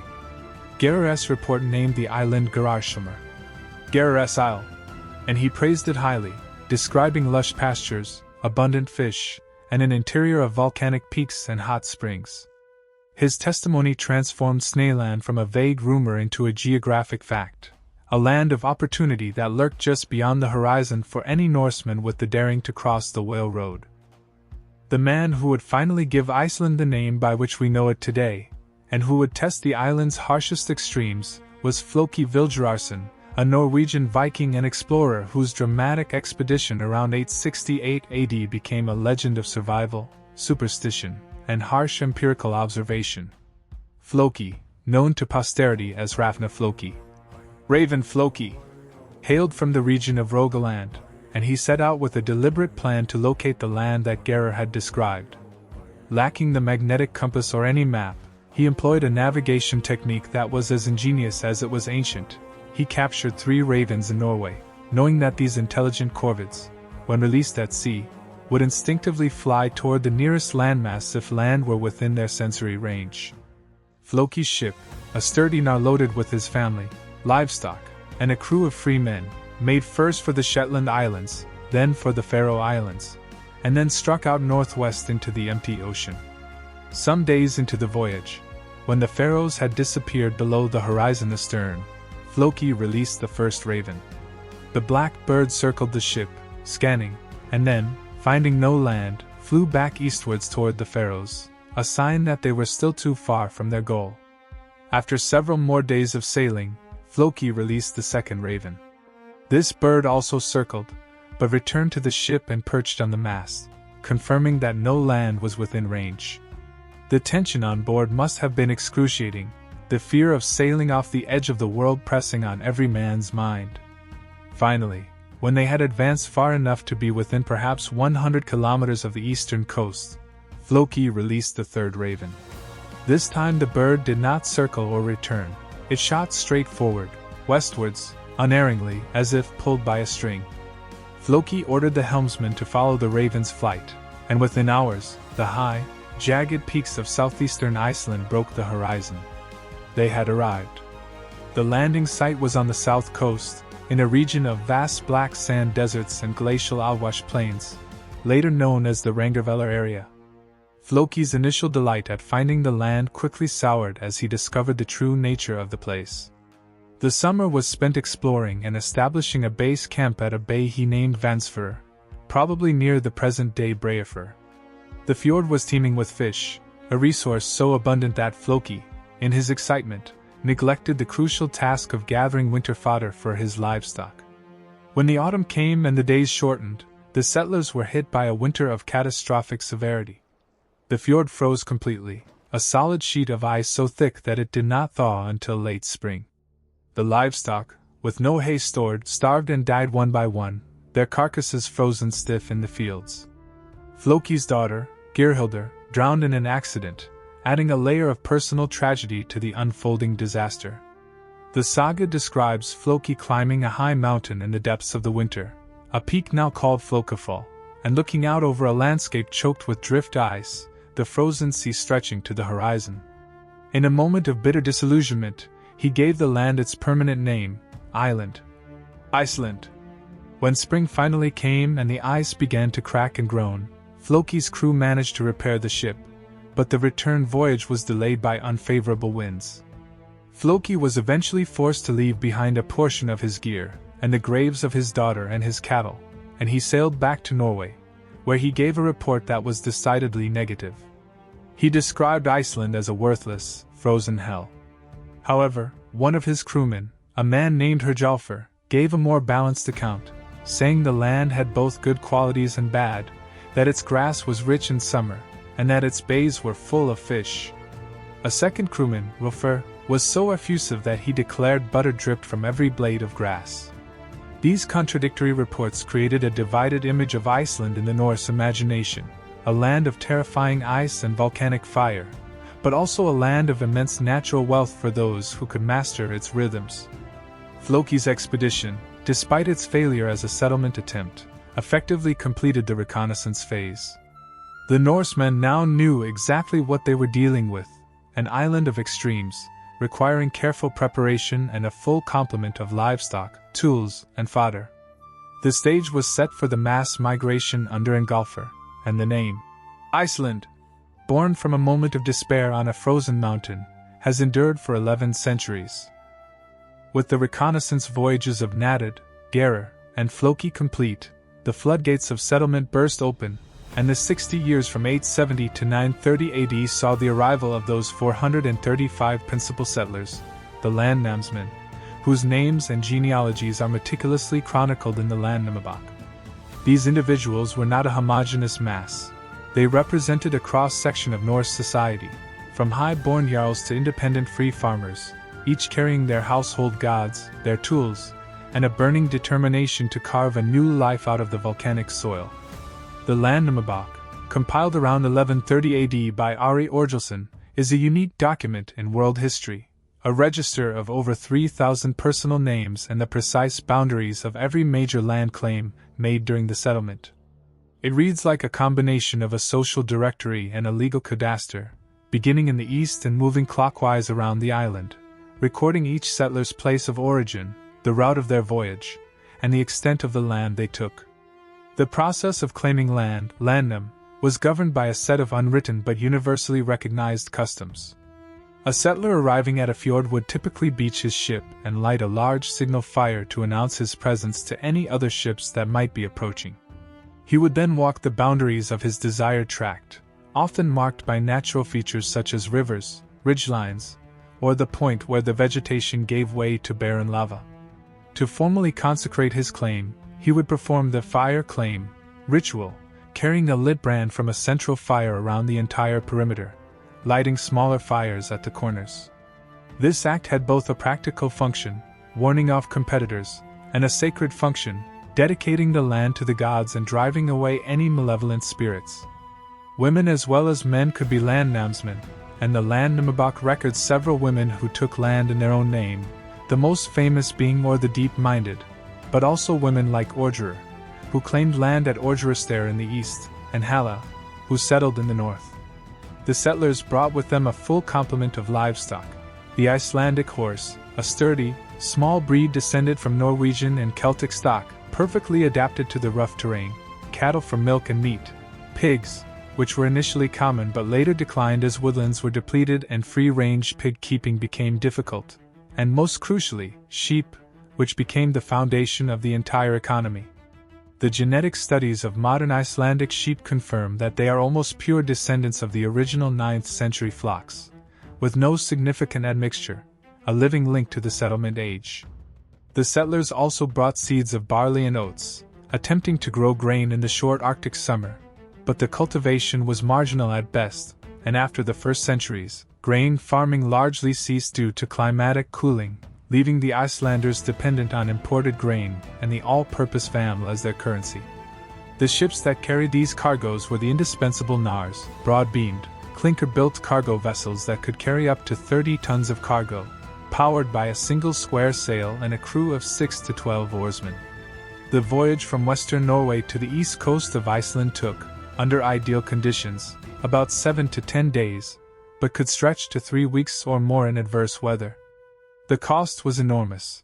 A single ship load of settlers required an investment equivalent to a wealthy farmstead, and the settlers often sold all their possessions in Norway to finance the journey, a one-way bet with no possibility of return. The settlers did not arrive in an empty silence. The island they encountered was already a functioning ecosystem, with its own rhythms and hazards. The coastal waters were infested with drift ice from Greenland, which could trap ships and destroy them. The volcanoes were a constant, smoking presence on the horizon, and the first settlers must have witnessed the eruption of the Katla or the Vatn fissure system, with ash falls that could turn day into night. Yet they persisted, spreading up every habitable valley, and by the time the Althing was founded, there were an estimated 4,500 farmsteads scattered across the land, each a small, self-governing world unto itself, bound together by the new legal code that was being forged at Ingvellir. The Landnámabók is the historical record of this astonishing human wave, and reading its terse, factual lines, one can still hear the voices of the settlers naming the landscape, the hills, the rocks, the rivers, claiming it not just with fire, but with language, transforming a nameless wilderness into an intricate web of human meaning. Among the 435 principal settlers, the figure of Or the Deep-Minded, also known as UN the Deep-Minded, towers as the most extraordinary example of female leadership, resourcefulness, and authority in a world dominated by male warriors. Or was a Norwegian noblewoman of the highest lineage, the daughter of Ketilflaðnos, a chieftain who had carved out a powerful kingdom in the Hebrides, and the wife of Olafur the White, the Norse king of Dublin. When her husband and her son were killed in the violent wars that consumed the Irish Sea, or found herself a widow and the sole custodian of her family's immense wealth and honor. Without hesitation, she took control of her fate in a manner that defied all conventions. She secretly ordered the construction of a nar in the depths of a remote forest in Caithness, Scotland, away from the prying eyes of her enemies. When the ship was ready, she gathered her grandchildren, her loyal followers, and a crew of 20 free men, as well as a number of enslaved Irish prisoners, and set sail for the unknown north. Her fleet made first for the Orkney Islands, where she negotiated the marriages of some of her granddaughters into the local Jarl dynasty, securing a political foothold. Then she sailed to the Faroe Islands and did the same. Finally, she ordered the prow turned toward Iceland, a land she had heard of from passing sailors and which she believed would offer the freedom and security that her shattered family required. Or's land-taking is recorded in meticulous detail in the Landnámabók. She made her landfall at Breiðafjörður, the broad fjord, on the west coast, a vast, shallow bay dotted with thousands of low, grassy islands. According to the Saga, she held a Christian cross over a sacred pagan site, a sign of the religious syncretism that many of the Celtic-influenced Norse settlers brought with them. She then performed the fire claim around an enormous tract of land encompassing the entire Dalasisla, the Valley District, a region of lush meadows and sheltered valleys ideal for sheep farming. Or did not keep this land for herself alone. She distributed substantial farms to each of her followers, creating a tightly knit network of client farms loyal to her household. To her enslaved Irishmen, the Vestmen, she granted not only freedom but land, a remarkable act of manumission that integrated them as free members of the community. The place names of the area preserve their memory, a cluster of farms called Vestmannalæti. or herself established her principal farm at Famur, a site that remains a major historical landmark. There, she presided over her followers not as a queen, but as a gwa, a chieftain priestess, overseeing sacrifices and feasts with the same authority as any male jarl. Her legal acumen and wisdom earned her the epithet, the deep-minded, and she became the arbiter of disputes across the whole district. The saga tells that when she finally died of old age, she was laid in a ship burial on the shore of Breiðafjörður, a ceremony reserved for the highest nobility, and her descendants included some of the most powerful families of the Commonwealth, including the clan that would produce the skalds and chieftains of the Laxdæla saga. Orre's story is not an isolated anomaly. It illuminates the wider role of women in the settlement and early Commonwealth period. While formal political power was vested in the male Gore, women of high status could wield enormous influence through land ownership, marriage alliances, and the command of household economies. The law codes of the Gragas, though patriarchal, granted women specific rights to property and divorce that were surprisingly advanced for the era. The saga literature is filled with powerful female characters like Bergra of Njal's saga, who orchestrate the blood feuds that drive the narrative, or Haldir, whose refusal to give her hair to make a bowstring for her husband Gunnar is one of the most famous moments in all of world literature. The settlement era, with its fluid social structures and the constant need for all hands to work, temporarily elevated the status of women as managers of farms during the long absences of their husbands on fishing or trading voyages. Or the deep-minded embodies this epoch, a woman of extraordinary strategic intelligence, whose journey from the bloody courts of Dublin to the silent fjords of Iceland represents the full arc of the Viking Age, from the chaos of conquest to the quiet construction of a new society. The religious landscape of early Iceland was not a monolithic block of Norse paganism but a complex, pragmatic, and often syncretic mixture of beliefs that varied from settler to settler, reflecting their diverse origins. Nowhere is this more vividly illustrated than in the story of Helgi the Lean, one of the most successful and influential of the early landnámsmen, whose spiritual life embodied the transitional, inclusive ethos that made the Icelandic settlement so unique. Helgi was a man of profoundly mixed background. His father, Eyvindur, was a Norwegian of pure pagan stock, but his mother, Rafarda, was the daughter of an Irish king, Jarvor, and was raised Christian. Growing up in the Hebrides, Helgi had been exposed to Christianity from an early age, and while he fully participated in the pagan rituals of his Norse warrior culture, he also held a personal, private reverence for the White Christ. When he sailed to Iceland around 890 AD, he brought with him not only his weapons, slaves, and livestock, but a profoundly syncretic worldview that was prepared to accommodate multiple divine powers. He made his landfall in the north of Iceland, at the mouth of the Eyjafjörður, one of the longest and most beautiful fjords in the country, and he claimed the entire eastern shore of the fjord, a tract that extended deep into the interior valleys. When it came time to name his new homestead, he performed an act that would be quoted for centuries as a perfect encapsulation of the early settler mentality. According to the Landnámabók, Helgi the Lean believed in Christ, and therefore named his farm Kristnes, Christ's Headland. But when he was at sea or in danger, or when matters were of great import, he sacrificed to Thor. This single sentence reveals the pragmatic polytheism of the period.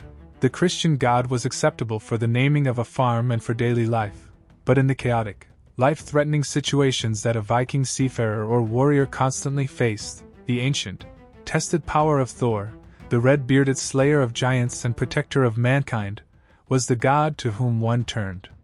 Helgi's farm at Kristnes became a major center of power in the north, and his sons and grandsons continued to navigate the blurry line between the old and new faiths for a century. His son, Orgils, bore a classic pagan name, but his grandson, Orkell, would be among the first to formally convert at the Althing in 1000 AD. This pattern of gradual, syncretic transition was repeated across Iceland. The archaeological record confirms that many early farms had both pagan hofs and small, private chapels, or that pagan amulets of Thor's hammer and Christian crosses were worn simultaneously. The settlers from the Celtic fringe brought a particularly rich blend of traditions, including a deep reverence for holy wells, sacred groves, and the power of saints, which merged easily with the Norse worship of land spirits and elves. The Veidr, the spirits of the land, were a particularly important element of Icelandic folk belief that persisted long after the official conversion. The early law code even contained a provision, mentioned in the Landnámabók, that ships should remove their dragon head prows when approaching land, so as not to frighten the land spirits. This deep, almost ecological piety, a belief that the land itself was alive and watchful, shaped the settlers' relationship with their volatile environment. The volcanic eruptions, the sudden glacier bursts, the tremors that shook the ground, all were interpreted as the actions of powerful, chthonic beings who had to be propitiated. Helgi the Lean's choice to honor both Christ and Thor is a symbol of a much wider truth about the settlement. It was a process of constant adaptation, where old certainties were adjusted to fit new realities. The Icelanders were not dogmatists, they were survivors, and their religion was a toolkit for survival, a flexible set of contracts with the supernatural that could be renegotiated as circumstances changed. This spiritual flexibility was the exact quality that would enable the peaceful transition to Christianity under Orger's arbitration, and it was the same quality that allowed the Icelanders to view the volcanic fire and the glacial ice not as mere geological phenomena, but as living partners in the ongoing saga of their island. The social and political architecture that emerged from the settlement era was anchored in the institution of the Gur, the chieftaincy, and the role of the Gwa, the chieftain priest. This system was a uniquely Icelandic synthesis, different in critical ways from the feudal hierarchies of Europe and from the jarldoms of Norway. In Norway, a jarl was a territorial ruler who exercised military and judicial authority over a specific geographic area and who ultimately owed allegiance to a king. In Iceland, the Gwa was not a territorial lord. His authority was based on personal allegiance, a contractual bond between a free farmer and the chieftain to whom he chose to pledge his loyalty. The Gur was not a piece of land, it was an office, an abstract bundle of legal and sacral rights that could be owned, divided, sold, gifted, or shared among multiple individuals. A free farmer, known as a Ingmar, was legally obligated to be in thing with a Gwa, meaning he had to declare his allegiance to a specific chieftain who would represent him at the assemblies. But the farmer could choose any Gwa within his geographical quarter, and he could change his allegiance at will. This created a competitive market for followers, forcing the Gor to be responsive, generous, and effective in their representation, or risk losing their Ingman to a more competent rival. The dual role of the Gwa as both secular leader and priest was central to the legitimacy of the office. Each Gwa maintained a temple, a hof, on his estate, where he presided over the major seasonal sacrifices, the blot, and safeguarded the temple ring upon which oaths were sworn. The blood of sacrificed animals was sprinkled on the congregation, binding them in a sacred community, and the shared feast that followed was a powerful instrument of social cohesion. This fusion of religious and legal authority meant that the Gwa could invoke the gods as witnesses and enforcers of the law, and his pronouncements at the local spring assembly, the Voring, carried the weight of both temporal and divine sanction. The Gur was originally established at the time of the Althing's founding in 930 AD as a set of 36 offices, later expanded to 39. Each Gwa was assigned a seat in the Legreta, the legislative council, and was responsible for nominating judges to the quarter courts. The Gor were, in essence, the entire legislative and judicial branch of government, and they held a monopoly on the prosecution of serious cases. A free farmer could not bring a case directly to the court. He had to find a Gwa willing to sponsor his suit, a requirement that made the relationship between chieftain and follower a matter of life and death. The economic basis of the Gwa's power lay in his own farm, which had to be large enough to support a household of dozens of servants, slaves, and armed followers, and to provide the lavish feasts that maintained his reputation. A Gwa also derived income from the temple tax, a tithe paid by his Ingman, and from the fees for conducting marriages, burials, and legal services. The competition for power was regulated by the law, but the law's enforcement was entirely private. If a Gwa felt his rights were violated, he had no state to which to appeal. He had to assemble his followers and enforce his claim through negotiation, threat, or force. This system, as we saw, worked brilliantly for 2 centuries, channeling conflict into the legal arena of the Althing, and creating a society that was both deeply conservative and remarkably innovative. However, the seeds of its destruction were inherent in its design. The Gur, being a transferable commodity, was subject to the laws of accumulation. Over time, successful Gur used their wealth to buy up neighboring Gurs, either outright or through marriage, and by the 12th century, a single individual might control 3, 4, or even 5 of the original 39 offices. This concentration of power corrupted the competitive equilibrium of the system, turning what had been a network of roughly equal chieftains into a lopsided struggle between a few territorial magnates, who no longer feared the legal check of the assembly.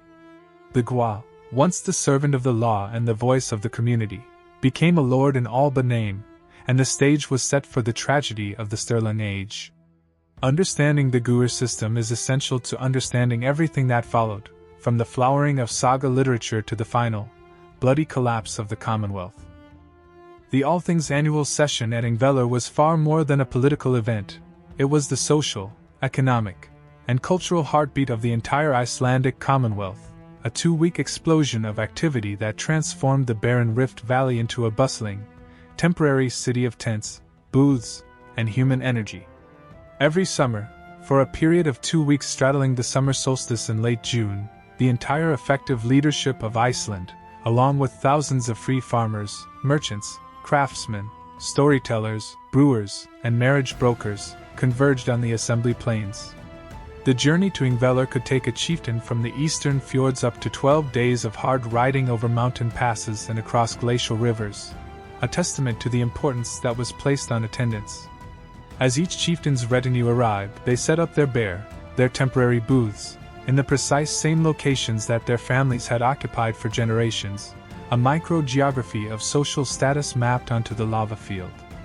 The booths were structures made of stacked turf and stone walls, with temporary roofs of woolen cloth stretched over wooden frames, the same materials that gave the valley its name. Ingvellir, the plains of the assembly. The largest booths, belonging to the most powerful Gur, could house dozens of men and included separate compartments for cooking, sleeping, and the private negotiation of deals. The air around the booths was thick with the smoke of 1,000 cooking fires, the smell of roasting lamb, boiling skyr, and fermenting ale. The law rock, the Logberg, was the focal point for the formal proceedings. It was here that the law speaker, the Lgskamor, stood each day to recite the law from memory, his voice echoing off the basalt wall. Around him, the Gur and their advisors sat in the Lagretta, a designated circle on the grass, debating the wording of new laws and the interpretation of old ones. The quarter courts convened on separate, designated flats of grass, each marked out by natural rock formations, where panels of 36 judges, appointed by the Gur, heard the major lawsuits of the year. The rhythm of the Althing was a mixture of intense, formal legal procedure and the chaotic, festive energy of a fair. While the chieftains argued inside the Lagretta, the common Ingmen wandered among the booths, buying and selling goods that had been transported for precisely this purpose. The Althing was the central marketplace of Iceland, the moment when the accumulated products of a year's labor, the rolls of vamel cloth, the stacks of dried stockfish, the barrels of butter, the sulfur from the volcanic vents, the white falcons that were the most prized export to the courts of Europe, were exchanged for the imported necessities of life, iron from Norway and Sweden, timber from the pine forests of the Baltic, wax, honey, fine linen, grindstones, soapstone pots, ale, and the luxuries of gold and silver rings. The economic transactions were governed by the standardized value of the vam, which was checked by officially appointed examiners who measured its length, width, and weave quality against the legal standard, a silver rod kept in the temple. The Althing was also the great marriage market of the Commonwealth. The sagas are filled with stories of powerful chieftains making strategic betrothal agreements in the smoky privacy of their booths, sealing alliances with a handshake and a cup of ale. Young men and women from distant parts of the island, who might never otherwise meet, found spouses during the dancing, wrestling matches, and storytelling that filled the long, bright summer nights when the sun barely dipped below the horizon. The skalds, the professional poets, were a central attraction, reciting new compositions celebrating the deeds of chieftains in the complex, alliterative meters of Drakvate, receiving rings and weapons as payment. The Althing was where the abstract entity of the Commonwealth became a tangible, felt reality, where the 4,500 scattered, isolated farmsteads could see and touch the collective body of the nation. It was a theater of law and a theater of identity, and its 2-week performance each summer was the single most important mechanism for maintaining the social contract. The decline of the Althing's effectiveness in the 13th century, when armed bands of followers made it impossible to conduct legal business safely, was a direct measure of the Commonwealth's failing health. The grass at Ingólfur, still growing over the ancient booths, holds the silent echo of those 2-week cities of law, trade, and human passion. At the apex of the Althing's legal structure stood the Lagskemor, the law speaker, an office of such profound constitutional importance that the entire Commonwealth can be said to have been embodied in his voice and memory. The law speaker was elected by the chieftains for a term of 3 years, renewable indefinitely, and his primary duty was to recite the entire corpus of Icelandic law, the Gragas, from memory, standing at the law rock and projecting his voice out across the gathered assembly. This was a mnemonic feat of staggering proportions. The law code encompassed hundreds of chapters, covering everything from the detailed regulations of whale salvage and the maintenance of bridges to the complex formulas for the compensation of injuries ranging from a lost finger to a full killing. The law speaker was required to recite 1/3 of the code each year over a 3-year cycle, so that over a single term, the entire law was publicly proclaimed and collectively heard by the community that was bound by it. This oral recitation served multiple functions simultaneously. It was the only way for the largely illiterate population to know the law that governed them. It was a continuous process of amendment, because as the law council enacted new laws, the law speaker would incorporate them into his recitation, and the old, replaced provisions would fade from memory. It was also a public check on the integrity of the law itself. Any older chieftain who had heard the recitation in previous years and who detected an error or an unauthorized change could stand and publicly challenge the law speaker, a mechanism of collective verification that kept the oral transmission remarkably accurate. The office required a man of immense intellectual gifts, a photographic memory, a commanding voice, and an unimpeachable reputation for impartiality. The law speaker was not a judge or an executive. He did not decide cases or command armies. His power was purely declarative and informational, but it was the power of the entire legal order. When a legal dispute at a local court reached an impasse over a point of procedure, the parties could refer the question to the law speaker, and his ruling on the point of law was final and binding. The most famous of all law speakers, beyond Orger Orkelson, was Skapti Radsson, who held the office for an extraordinary 27 years, from 1004 to 1031 AD, a span of nearly 3 decades that saw the consolidation of the new Christian order and the maturation of the Althing's legal institutions. Skapti was known for his profound legal wisdom and for his role in establishing the Fifth Court, the supreme tribunal for cases that deadlocked in the quarter courts. The law speaker presided over the Lagretta sessions, where he could advise the chieftains on the constitutional validity of proposed new laws, but he did not vote. The Icelandic law speaker is sometimes compared to the modern speaker of a parliament, but with the crucial difference that he was the living archive of the law itself, a human book in a society without written legislation. The transition from an oral to a written legal culture began in the winter of 1117 to 1118, a moment of profound cultural transformation recorded with precision in Island Ingólfur. The Althing decided that the laws should be written down for the first time, and the task was delegated to Birger Hrafnsson, a legal expert, who dictated the code to a scribe under the supervision of the then law speaker, Hafli Imason. The resulting manuscript, known as Hafli Asker, was the first written Icelandic law code, and its creation marks the beginning of the end of the purely oral tradition. Yet the role of the law speaker continued for another century and a half, adapting to the written code while still maintaining the oral recitation at the law rock. The figure of the law speaker captures the essence of the Commonwealth's political philosophy. Sovereignty lay not in a king or a pope, but in the law itself, and the law was not an abstract text, but a living voice, a man standing on a rock, speaking the words that held the nation together. When the Commonwealth fell and the Norwegian King's Code replaced the Gragas, the silence of the law rock was the most resonant sign of the loss of independence.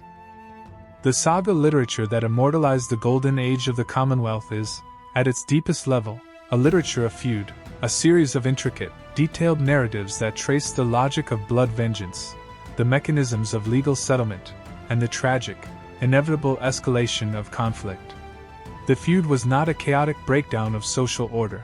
It was a highly structured, rule-governed social institution that functioned as an alternative to the law, and often in tandem with it. The fundamental unit of the feud was the concept of honor, hire, a quantifiable, socially visible property that a man and his kin possessed and had to constantly defend. An insult, a physical blow, a trespass on land, or a killing was an injury that demanded reparation, and the failure to seek reparation resulted in a loss of honor that could make a man an object of contempt and a target for further aggression. The first response to an injury was usually a legal one. The aggrieved party would file a suit at the local spring assembly, demanding a court verdict and a formal award of compensation, or betur, a monetary payment assessed according to a precise tariff, 100 ounces of silver for a free man, lesser amounts for slaves and women. However, the law was a tool that could be used cynically. A powerful chieftain could often manipulate the court to avoid conviction, or he could simply refuse to pay the awarded compensation, secure in the knowledge that the plaintiff lacked the armed might to enforce the judgment. When the law failed, the feud escalated to direct action. The sagas describe the process with chilling precision. The aggrieved party would assemble a posse of kin and followers, ride to the defendant's farm, and either kill him outright or force him to accept a settlement at spear point. This in turn generated a reciprocal obligation of vengeance from the victim's kin, and a cycle began that could span decades, drawing in dozens of farms and devastating entire districts. The most famous feud in Icelandic literature is the one recounted in Njál's Saga, the Saga of the Burning of Njál. The saga traces a chain of slights, insults, and killings between the families of Njál or Gerson of Bergusvoll and the proud warrior Gunnar of Florendi, a chain that eventually spirals out of control and leads to the infamous burning of Njál's farmstead.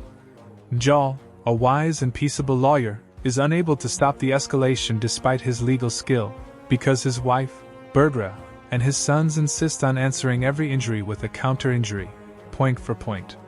The climax comes when 100 armed men surround Njál's house in the dead of night, bar the doors, and set fire to the turf walls, burning Njál, his wife, his sons, and his young grandson to death inside the hall. The saga does not portray this as simple villainy. The attackers are themselves driven by an intricate web of prior obligations, slights, and the relentless logic of honor. The legal aftermath of the burning, with its complex lawsuits at the Althing, demonstrates the interpenetration of feud and law. The cycle could only be finally broken through a formal settlement, a set, negotiated by third-party chieftains, in which both sides agreed to drop all claims in exchange for a comprehensive payment of compensation and the swearing of solemn oaths of peace. This fragile equilibrium held the Commonwealth together for centuries, but it required a balance of power among chieftains to enforce the settlements. As power concentrated in the Sterling Age, the feud mechanism broke down, because the mega-chieftains were too powerful to be checked by the law and too proud to accept negotiated settlements that would diminish their honor. The sagas, written in the 13th century, are a retrospective reflection on this process, a profound meditation on the tension between the heroic ethic of personal honor and the communal need for peace. They are not just stories. They are a civilization's autopsy of its own fatal flaw, a flaw that was woven into the very fabric of the society that Ingólfur founded, and that would ultimately consume it.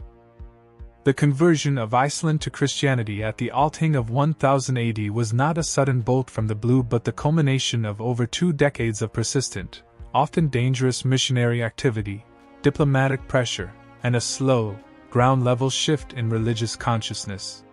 The first serious attempt to bring the cross to Iceland was undertaken by Orvaldur Kodransson, a chieftain's son who had been baptized during a trading voyage to Saxony. Around 981 AD, he returned to Iceland accompanied by a Saxon bishop named Friarkr, a foreign clergyman with no Icelandic and a confrontational approach that was profoundly ill-suited to the intricate codes of Norse honor. Orvaldur and Friarker traveled through the north of Iceland, preaching the new faith and attempting to establish a church.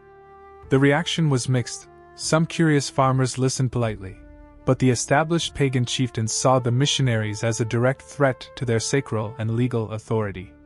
The conflict came to a head when a local skald, a poet, composed a scurrilous, mocking verse about Orvaldur, calling him the woman-clothed bishop, and making insinuations about his masculinity. In the honor culture, such a defamatory verse, was an intolerable insult, and Orvaldur and Friarker confronted the poet and killed him outright. This act of violence fatally compromised their mission. They were prosecuted at the Althing and outlawed, forced to flee Iceland. Their failure demonstrated that Christianity could not be imposed by foreign zealots wielding the sword. It had to be negotiated through the existing power structures of the Gore. The next wave of Christian influence was more subtle and effective. Olaf Tryggvason, the king of Norway from 995 to 1000 AD, was a convert of intense personal conviction, baptized by a hermit in the Scilly Isles, and he pursued the Christianization of all Norse lands with a terrifying combination of missionary fervor and royal coercion. In Norway, he smashed temples, executed resistors, and imposed Christianity by law, backed by his army. His attention to Iceland, where many of his own subjects' kin had fled, was strategic. He saw an independent, pagan Iceland as a potential base for his enemies and an affront to his vision of a unified, Christian Norwegian realm. Beginning around 997 AD, he began a systematic campaign of hostage-taking.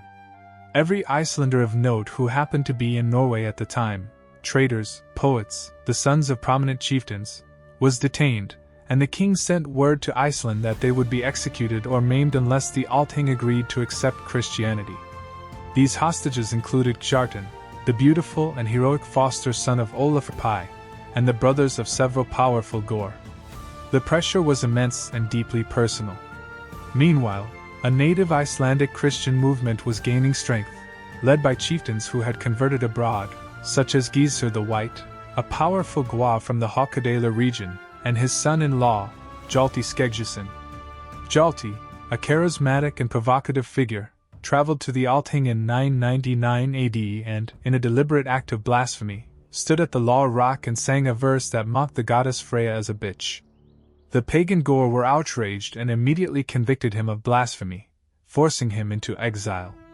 But Hjalti simply used his exile to travel directly to Olaf Tryggvason in Norway, where he became a trusted advisor to the king and helped coordinate the final pressure campaign. The crisis of 1000 AD was thus a perfect storm: a foreign king holding hostages, a growing and aggressive domestic Christian faction, and a pagan majority determined to defend their ancestral gods. The Althing convened with both sides armed and ready for war, and it was only the towering authority of Orger the law speaker that averted catastrophe. His decision to arbitrate, and the terms he set, were a direct product of this long, fraught history.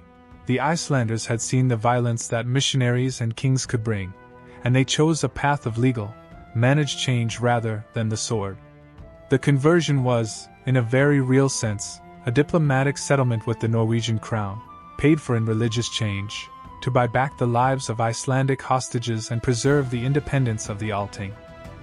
The Sturlungaeld, the age of the Sturlungs, which tore the Icelandic Commonwealth apart between 1220 and 1264, was not an inexplicable outbreak of irrational violence, but the logical, structural consequence of the concentration of Guers into the hands of a few mega-chieftains, and the fatal collision between the old ethic of personal honor and the new realities of territorial power.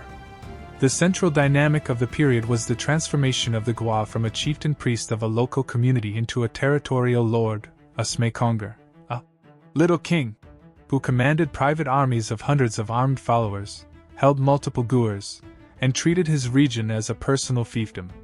The most powerful of these new magnates was the Sturlung family of the West, the descendants of Sturlararsson, a shrewd and ruthless politician who had built a power base in the Dalar region, the same valley settled by or the deep-minded 4 centuries earlier. Sturla's 3 sons, Sævadir, Snorri, and Rur, Each carved out their own spheres of influence, using a combination of strategic marriages, legal manipulation, and raw force. By the 1230s, the Sturlungs controlled over a dozen Guers and could put hundreds of men into the field. Their rivals were the Spurningar of the north, under the leadership of Kolbein the Young, a brilliant and merciless commander who had inherited a similar block of power in the Skagafjord region, and the Hoktilar of the south, under Geyser Orvaldsson, a man who would play a long, double game, ultimately betraying both his Icelandic peers and his Norwegian patrons. The warfare of the Sturlung Age was not saga heroic single combat. It was brutal, large-scale pitched battle involving thousands of men. The most devastating single engagement was the Battle of Reykjavík, fought on August 21, 1238, a date seared into Icelandic historical memory. The Sturlung brothers, Sævatar and Stella Sævatsson, had mustered their forces for a campaign against Kolbein the Young in the north.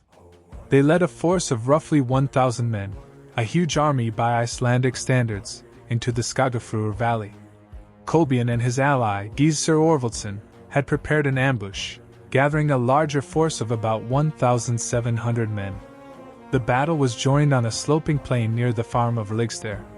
The Sturlung forces made the tactical error of advancing into a position where they were trapped against the Hrafn River. Kolbein's troops charged downhill, smashing into the Sturlung line with a weight that could not be resisted. The sagas describe a slaughter, men cut down in the press of bodies, their blood turning the grass slick and red. Sævatar and Stella were captured alive after the rout, and were summarily executed, beheaded on the battlefield. The Sturlung power in the north was annihilated in a single afternoon. Snorri Sturluson, the greatest mind of the age, had been vacillating, attempting to play the role of the wise elder statesman, but his political maneuvering had alienated everyone. His own son-in-law, Geyser Orvaldsson, accepted a secret commission from the Norwegian king to eliminate Snorri. On the night of September 23, 1241, 70 armed men led by Geyser rode to Snorri's farm at Reykjavík. Snorri was woken in his bedchamber, and fled to the cellar, where he was cornered. The saga records his final words as a desperate, almost pathetic plea. Egi skal hagva. Do not strike! But the swords fell, and the man who had written the history of the Norse kings and preserved the mythology of the gods was murdered in the darkness, a crime that shocked even that violent age. With Snorri dead and the other Sturlungs scattered, Geyser emerged as the most powerful man in Iceland, but his power was entirely dependent on the Norwegian king's favor. The civil war had exhausted the country, farms had been burned, livestock slaughtered, and the social fabric torn.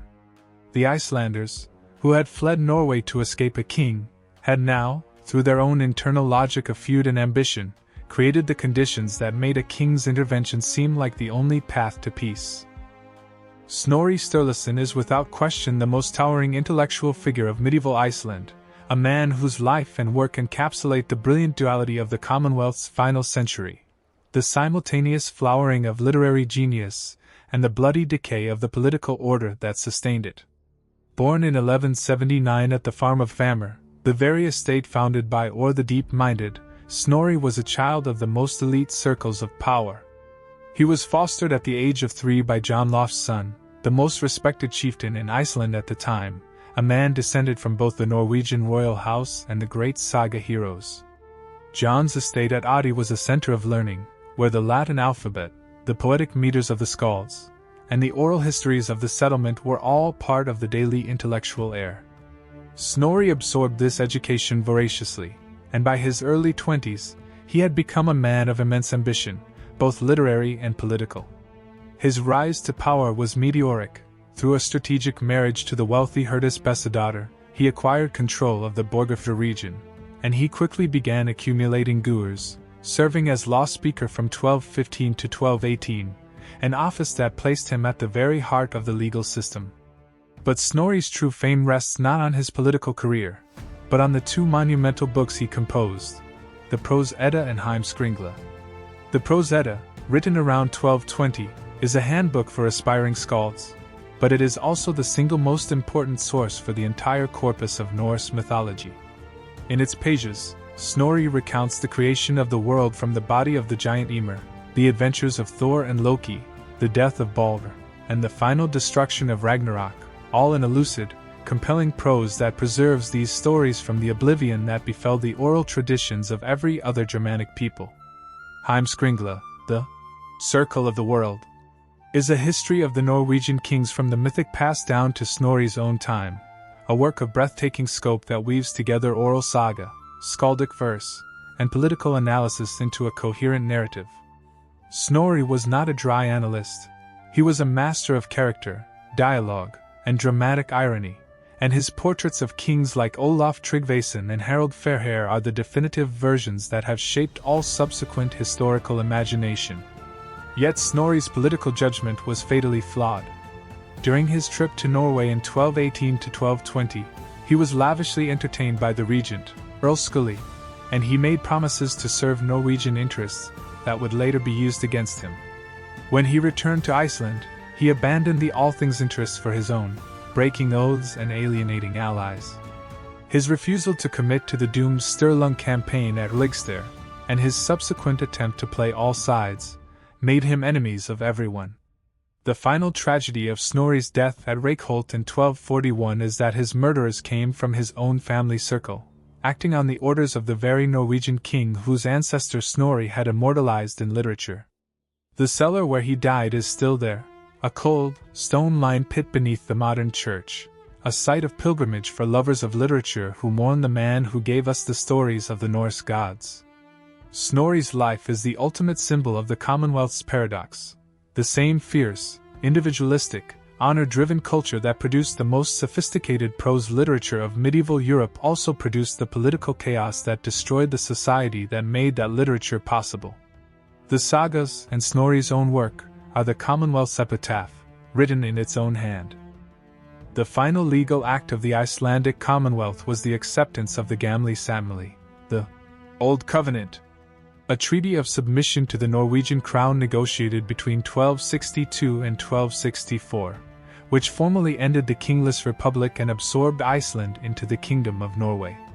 The process was driven by the combined exhaustion from the Sturlung civil wars, the relentless diplomatic and economic pressure from King Håkon Håkonarson, and the strategic calculation of the surviving Icelandic elite. King Håkon, who reigned from 1217 to 1263, was the most powerful Norwegian monarch of the Middle Ages, a ruler who had consolidated the Norwegian mainland, extended his sway over the Faroes, Shetland, Orkney, and Greenland, and saw the internal chaos of Iceland as an irresistible opportunity to bring the last free Norse state under his control. His method was patient and insidious. Rather than invade, he cultivated clients. He lavished gifts, titles, and promises of royal support on the Icelandic chieftains, especially Gizur Orvaldsson, who was granted the title of Earl of Iceland and commissioned to act as the king's agent. Simultaneously, Håkon's envoys were present at every Althing, whispering that the only way to end the constant warfare was to accept the king's peace and the king's law. The church, which had seen its own authority and property ravaged by the warring chieftains, threw its full weight behind the royal cause, seeing a strong monarch as the only protector of ecclesiastical rights and the only force capable of enforcing the church's tithe. The Norwegian trade embargo was the most effective weapon. Iceland depended on imported grain, malt for ale, iron for tools, and timber for boats and houses. By controlling the shipping lanes and the ports of Bergen, which was the great emporium of the North Atlantic trade, the Norwegian crown could throttle Iceland's economy at will. The message was brutally clear: submit and the ships will come, resist and starve. The negotiations at the Althing were a protracted, bitter affair. There were still Icelanders who remembered the proud spirit of independence, and who argued for fighting to the death. But the practical reality was that the country had no navy, no unified command, and the fighting-age men were exhausted. The chieftains who had spent decades slaughtering each other were in no position to form a united front against a foreign king.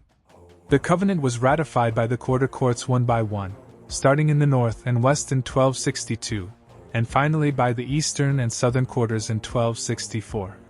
The text of the covenant is a carefully crafted compromise that reveals the Icelanders' desperate attempt to preserve some measure of their old freedoms. It begins with the Icelanders swearing allegiance to King Hakon and his heirs, and agreeing to pay a tax, of 20 pennies for every man subject to the Thing farmer tax, a sum calculated to be affordable. In return, the king promises to uphold the peace, to ensure that the laws remain in force, and to guarantee certain rights to Icelanders and Norway. The crucial clause is the king's promise to let us enjoy peace and the Icelandic law. The Icelanders were not submitting to Norwegian law. They were keeping their own legal code, the Grygus. But they were now subject to a king who could amend it, and whose officials would enforce it. The Althing continued to meet, but its authority was now subordinate to the king's. The law speaker was replaced by a royal judge, the Lmor, and the Guer system was gradually dismantled in favor of a royal administration. The old, free Commonwealth was dead, but the legal, literary, and linguistic identity of the Icelandic people survived, preserved in the very sagas and law codes that had been written down in the previous century. The Gamli Sapmali was a surrender, but it was also a survival strategy, a choice to bend rather than break, and it ensured that the memory of the Commonwealth would not be extinguished, but would pass into the keeping of the nation, waiting for a future day of resurrection. The Icelandic Commonwealth's experiment in kingless governance, though it lasted only 300 years before succumbing to internal centrifugal forces and external pressure, has exerted a profound and enduring influence on modern political thought, particularly on the understanding of representative government, the rule of law, and national identity. In the 19th century, as the Icelandic independence movement began to stir after 6 centuries of first Norwegian, then Danish rule, the memory of the Commonwealth was the central, galvanizing myth that powered the national revival.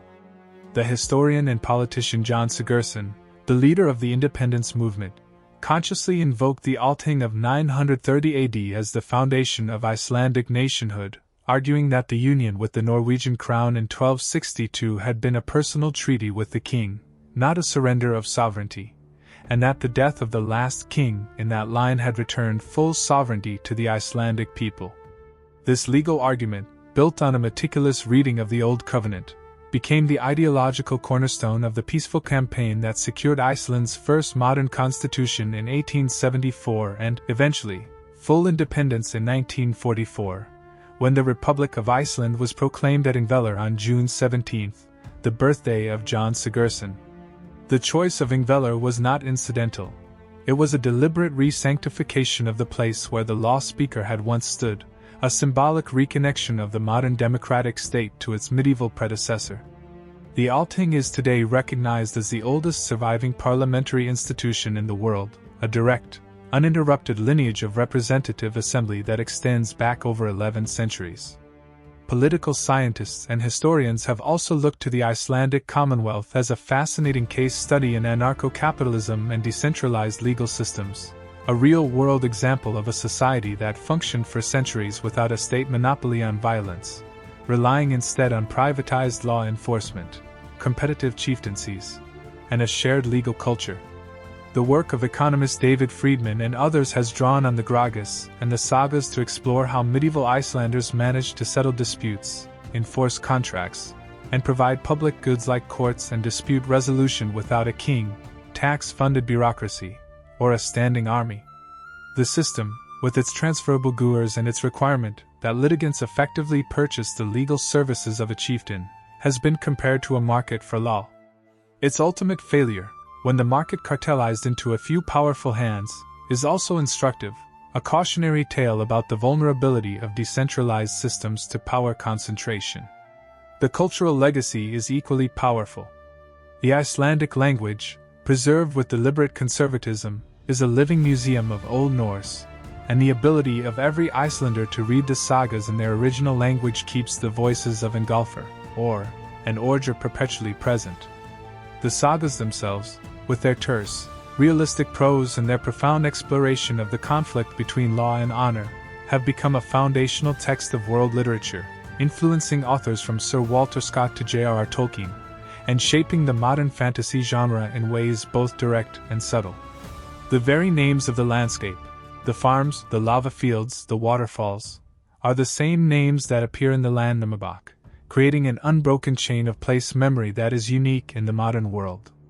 The discovery and settlement of Iceland is thus not a closed historical event, it is an ongoing narrative, a continuous conversation between a people and their environment, their laws, and their gods.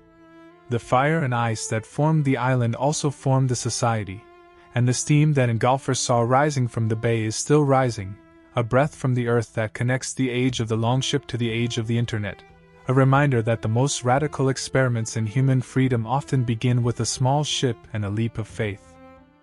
We have traveled together through more than 11 centuries of human drama, from the moment the first lost Norse sailor set foot on a black volcanic shore to the proclamation of the modern republic on the very same sacred ground where the law speaker once recited the law from memory. We have traced the meticulous voyages of Nadid, Gerar, and Floki, each adding a layer of knowledge to the map of the unknown north. We followed Ingólfur Arnarson as he cast his high-sea pillars into the icy sea and built his hall in the steaming bay of Reykjavík, founding a society that would become the most extraordinary political experiment of the medieval world. We witnessed the great migration of 4,300 settlers and their families, who carried with them not just livestock and tools, but the entire architecture of Norse law, language, and belief, and we saw how women the deep-minded wielded authority with wisdom and force. The birth of the Althing at Ingvellir in 930 AD, that magnificent open-air parliament in the rift between two continents, showed us a people capable of creating a government without a king, a government of memory and voice. We saw the crisis of the conversion, and the unforgettable image of Orger the law speaker lying under his cloak for a day and a night to find the wisdom to steer his nation through the collision of two faiths without a drop of blood spilled. We walked the turf floors of the longhouses, where skyr was made and wool was spun, and where the sagas were first told around the central hearth during the long, dark winters. We admired the intricate legal machinery of the Gragas, with its calibrated system of outlawry and its meticulous rules for dividing whale carcasses and driftwood, a law code that was not written on parchment but held in the memory of a single man standing on a rock. We witnessed the golden age of saga writing, when Snorri Sturluson preserved the stories of Odin and Thor for all eternity, even as his own political world crumbled into the bloody chaos of the Stirling Age.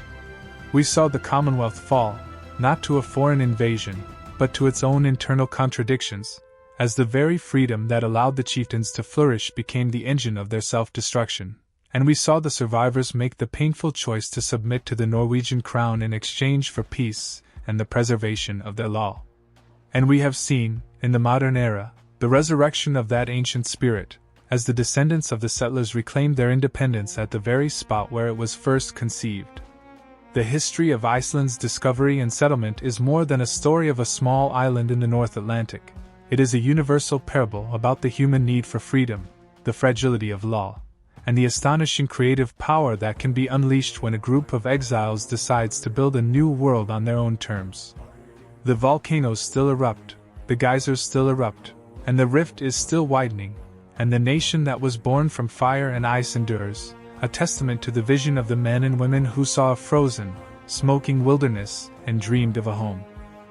If you were captivated by this saga of exile and law, of poetry and volcanic fire, please take a moment to hit that like button, share this video with anyone who loves history, and subscribe to our channel with the bell activated so you never miss our deep dives into the stories that shaped our world. Your comment below is a treasure to us. Tell us which chapter moved you the most, or what hidden history you want us to explore next. Every like, every subscription, and every share fuels our mission to bring these incredible forgotten epics back to life. I hope you enjoyed this content, and I'll see you in the next video.